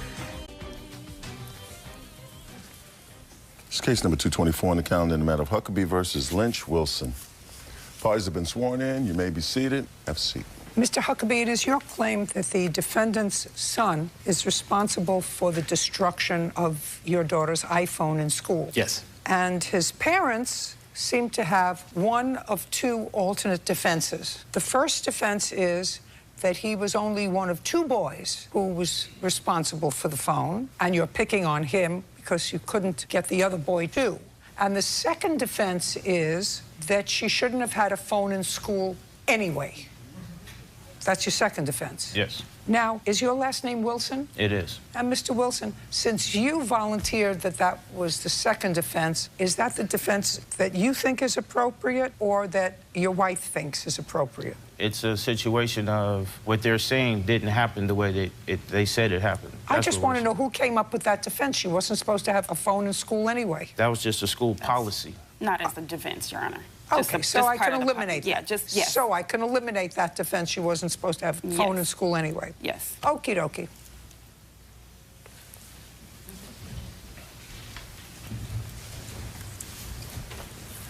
First name? Stockton. Do you know this young lady? Yes. How many years have you gone to school with her? Maybe 2. Do you like her? I like her, I guess. Good. Do you take a phone to school? No. Because it's against the rules. Yeah, or it's not against the rules to take a phone to school, but to have it out during school hours is against the rules. Yeah. Do you remember the day that her phone got misplaced? No. Do you remember the incident? Yes. Why don't you tell me your version of the incident? So, right here. Not there, right here. So after 6th period in my Spanish class, I saw a phone on the floor, and everyone had left, and the period was over. So you saw a phone on the floor? I picked it up. And picked it up? Yes, and I was asking... And where did you put it? I had it in my hand, and I was asking people, do you know whose phone this is, or, you know, the owner, or anything like that, and everybody was telling me no, no, no, no, no. So Isaiah comes in and says, oh, that's my phone, and... Isaiah? Yes. Do you know him? Yes. Is he a friend of yours? No. Do you like him? No. So Isaiah came in to where? Into what room? No, I was outside during the quad asking people as they were going to their class during 7th period. He came up to me and said, hey, that's my phone, and he tried to grab it out of my hand, and it dropped on the floor. And then he picked the phone up and smashed it. And somebody from the principal's office discussed this phone with you? Yes. And did you tell the principal the same story? Yes. Or no, because they interviewed me with police. They interviewed you with police. And when they interviewed you with the police, what did you tell the police happened? They told me that if I didn't... No, don't tell me what they told you. You tell me what you told the police. I said that I broke the phone. And did you tell them how you broke the phone? I said I just threw it on the floor. Inside or outside? Outside. Did you tell them why you threw it on the floor? No. Did you mention Isaiah's name? Yes. To the police? Yes. What did you tell them Isaiah did? I said Isaiah tried to grab the phone out of my hand, and that's when it broke or cracked the first time. And I said that I threw it on the floor. A second time? Yes. Is Isaiah still in school? Yes. Are you still in school? Yes. Did either of you get suspended from school? No. Did the police speak to you before or after you spoke to your parents? Before. After the police spoke to you, you went home? Yeah. Who was the first person you spoke to, your mother or your father? I think I spoke to my mother the day after because my mom comes home late and I didn't get the chance to talk to her. Who do you live with? My mom. So who watches you after school?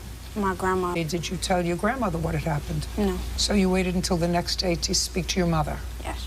Did you tell your mother what happened? Yes. What did you tell your mother? I told my mom that the police interviewed me and they questioned me and told me that if I didn't, tell them that I broke the phone, then they said I would be going to jail. You know that I don't believe that. That's very hard for me to believe that. How old are you? 12. That a policeman would say, if you don't say I broke the phone, you're going to jail. He said that he would put criminal charges on my record. First of all, that's different from saying you're going to go to jail. Did you tell your mom that the police told you were going to go to jail or you would have criminal charges on your record? Both. And what about your dad? When did you speak to him? Maybe Sunday. That's when we go to church and I get a chance to talk to him. And did you tell your dad what had happened? Yes. What did you tell him? That the police interviewed me and... So far, it's not the police's problem, though, what happened with the phone. Let's not get the police involved with what happened with the phone. Police weren't there when her phone got broken, okay? So let us separate with the police and what happened with her phone, okay? Okay, so... Do you understand what I'm saying to you? Yes. There's the act of her losing her phone and then her phone getting destroyed. Second thing, without your parents present and threatened you, right? Yeah. Okay, but let's you and I concentrate on what happened with her phone. Now, when was the first time you saw Isaiah? After 6th period, when he approached me and tried to grab the phone out of my hand, saying it was his. And when did you see him again after this? What day did you see him again? The first day that we came back from winter break. Oh, so then you went on winter break? Yes. And have you spoken to Isaiah about the phone? No. Didn't say anything to him when you came back from winter break about the phone? No. And about you getting blamed for the phone? No. That sounds strange to me. Doesn't that sound strange to you? Isaiah is he's like a mean kid, and I didn't want really any problems with him, so I just kept my mouth shut. When you say Isaiah is a mean kid, does he give other kids problems? Sometimes. Like what? He's been in fights at my school, and he's a bully, kind of. Thank you. May I see the school report, please?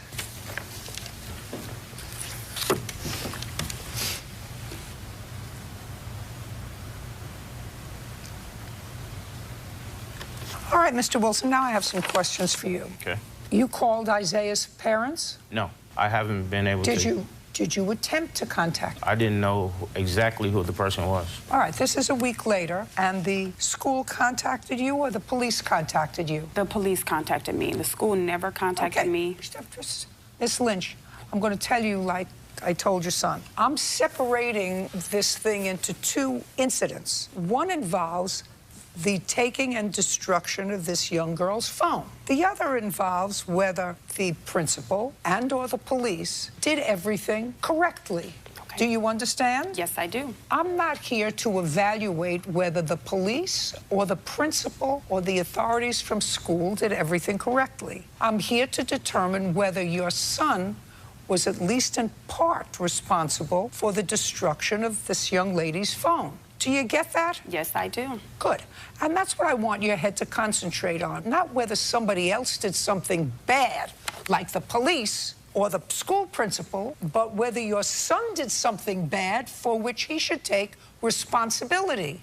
Do you get that? Yes, I do. Perfect. Now, it appears from this that you told Mr. Huckabee that you would give him $400 in cash, that's according to the police, for the phone. That was over a week later. Did you tell the authorities dollars for the phone? Or is this police report inaccurate? It's just very careful. Okay. I did agree to give money for the phone because the police showed up at my house telling me that. Again, we're making it the police's fault. I'm not making this about the police. But what I'm saying is that the first time I heard about this officially was from the police when they showed up at my door. No, the first time you heard about it officially, based upon what your son told me, was the next day when he told you, and then there was winter break. That's when you first heard about it. Yes, but we did not have the complete story about... Just a second. What happened with the phone. Well, you had the complete version from your 12-year-old child the very next day, whether it was truthful or not, the very next day. So if what you're saying to me is that a child of yours committed a very bad act, and I'm not putting that in this circumstances, this was wrong, it's a wrong thing to happen. I'm talking about a very bad act. And if they tell you about it immediately, or you find out, you find blood on their clothes or stolen property in your house, and they tell you about it, and then the police, for whatever reason, don't conduct an investigation appropriately, that does not diminish the fact that there was a wrongful act done. I understand. And that's for you, too. The fact that you weren't and told you, as far as I'm concerned, you pick up the phone as soon as you have the conversation with your child. You say, give me the name of the person whose phone you were involved with, and I'm going to contact them and make this right. Absolutely. That's not what you did. Well, it was the beginning of spring break. The next day, there was no school. So it was the weekend. So what?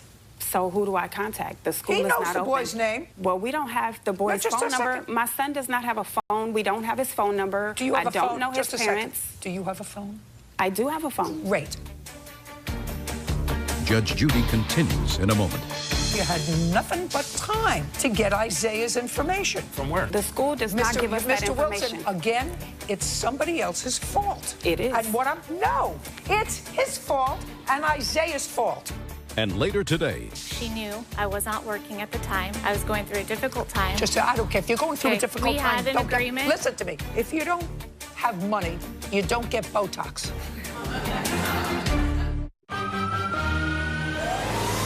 real cases, real people. Judge Judy. Michael Huckabee is accusing 12-year-old Stockton Wilson of breaking his daughter's iPhone. Okay, what I'm telling you is you had nothing but time to get Isaiah's into Wilson. Again, it's somebody else's fault. It is. And no, it's his fault and Isaiah's fault. That's what this says, and if you read between the lines, that's what he told me. And according to this, Isaiah threw it, but he also threw it. He was made to say that, though, and that's very important. Mr. Wilson, understand something. He was involved. He wasn't involved. His only involvement was picking up the phone, trying to find the rightful owner, someone coming up to him, bullying him, taking the phone, throwing it on the ground, him being taken to the office and being accused of something that they know he didn't do. But they said if he did not say he did it, then he would be arrested. Just a second. Did you hear the police say that to him? I did not have to hear it. Just a second. Your Honor. No, I'm asking you if you... I did not hear the police say that, nor was I even able to be in the room with him while he was being investigated by police, and that's not right. Just a second. Just a second. Mr. Wilson, I'm not disagreeing with you that if a parent was not present, a 12-year-old should not be questioned by the police. They never called us. I'm sorry. Just a second. You're not following me. I'm following very close. No, you're not following me, Mr. Wilson, because a 12-year-old who's smart, and your son isn't stupid, is he? No, he's very intelligent. He's very intelligent. If I found a phone to a teacher, walk into the principal's office and say, I just found this phone on the floor. Well, the reason why... No, you're going to give me the reason why now? Well, what my son said to me was that most of the kids that are in his 6th period are in his 7th period. So he was asking around on his way to 7th period to see if he could give the phone back. And what I'm telling you is... Isaiah in the process. What I'm telling you is... You can make 1,000,001 excuses. Sure. And what you're doing is saying is it's the police's fault, it's the principal's fault, That's not what I'm saying. it's the holidays' fault, No. It's the fault that we didn't have, it's everybody else's fault. That's not what I'm saying. That's not what we're saying.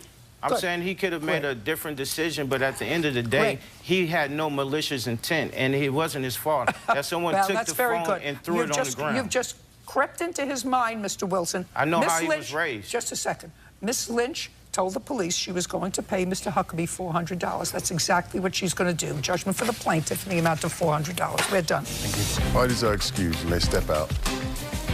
They only talked to me and blamed everything on me. Happy that it's over with. He was trying to be a good Samaritan. He actually was very apologetic and initially took responsibility for what his son did. It's in the past now. Don't take things that don't belong to you. And now, the next case. All parties in the matter of Vieira versus Barber, step forward. Diane Vieira for a credit card bill, hotel bill, and a trampoline. I'm going to start with you, Miss Barber. The plaintiff and you were friends. She's suing you for some money that she says you owe her as a result of a variety of little loans or little incidents. She says that you owe her for money that was spent on some sort of a medical care card. What was that about? Tell me. We had got that medical card, like I said, together, yes. How do you get a card together? She was a co-signer. What does that mean? We got a card, and she Why didn't you get your own card? I didn't have the credit. And you wanted facials? Yeah. What else did you want? We were going to get Botox. Not we. We were Not getting, we. we were when getting you get Botox. facials, there's only one person in the machine. When you get Botox, there's only one person that gets stuck. Yeah. Judge Judy continues in a moment. A letter from a collections company for a jointly named credit card doesn't help me. You got it? I'm just telling you, it's your responsibility. You're the plaintiff. You're supposed to get it all together.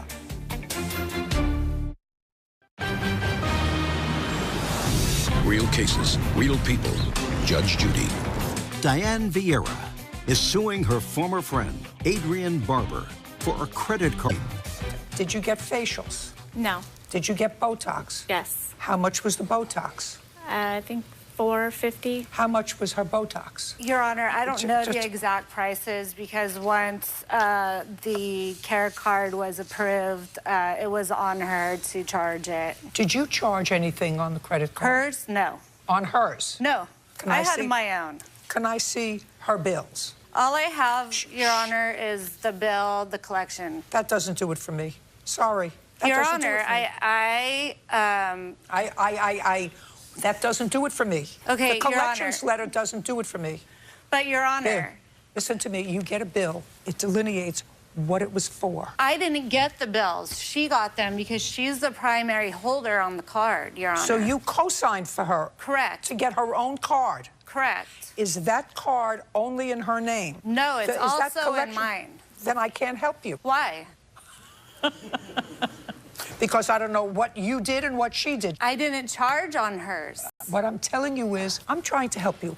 I'm here to look at your evidence. A letter from a collections company for a jointly named credit card doesn't help me. It is insufficient evidence. You got it? I'm just telling you, it's your response together. You're supposed to call the credit card company and say to them, I need an outline of what was spent on the card that she had, and I know what I spent on my card. But my card was separate from hers. Good. Okay. I can't help you other than to say she says she spent $450 on Botox, which she has to pay for. But she hasn't paid. But just a second. We had an agreement that she knew I was not working at the time. I was going through a difficult time. I don't care. If you're going through a difficult time, we had an agreement. Listen to me. If you don't have money, you don't get Botox. You buy food, you take care of your children if you have them, but you don't spend somebody else's money to get Botox. Judge Judy continues in a moment. Want justice? Go to judgejudy.com. Like us on Facebook and follow us on Twitter. What's next? Trampoline. Let's get to the trampoline. When was it purchased? It was in November, Your Honor, of 2016. A year ago. 2 years ago. Yes. We were at Old Stump Brewery having a beer, Your Honor. Listen to me, I don't care. All right, next. I have $450 for Botox. What's next? Your Honor, let me finish talking about this. I'm telling you to go. I'm telling you to go next. But it was for her kids. Next. It was for your kids. Was I going to pay it back when you knew I wasn't working? Do you want me to dismiss your case?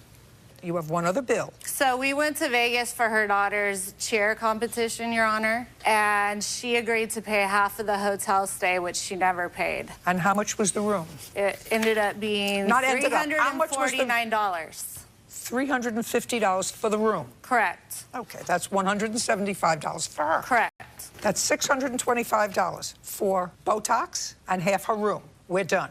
Goodbye. Parties are excused. You may step out. Judge Judy continues in a moment. And on the next Judge Judy. Glad it's done. It's over. I was tired of her taking advantage of my generosity. Honestly, I think it's more of a jealousy issue. I don't know what I'm jealous of. I'm just glad it's over with. Good.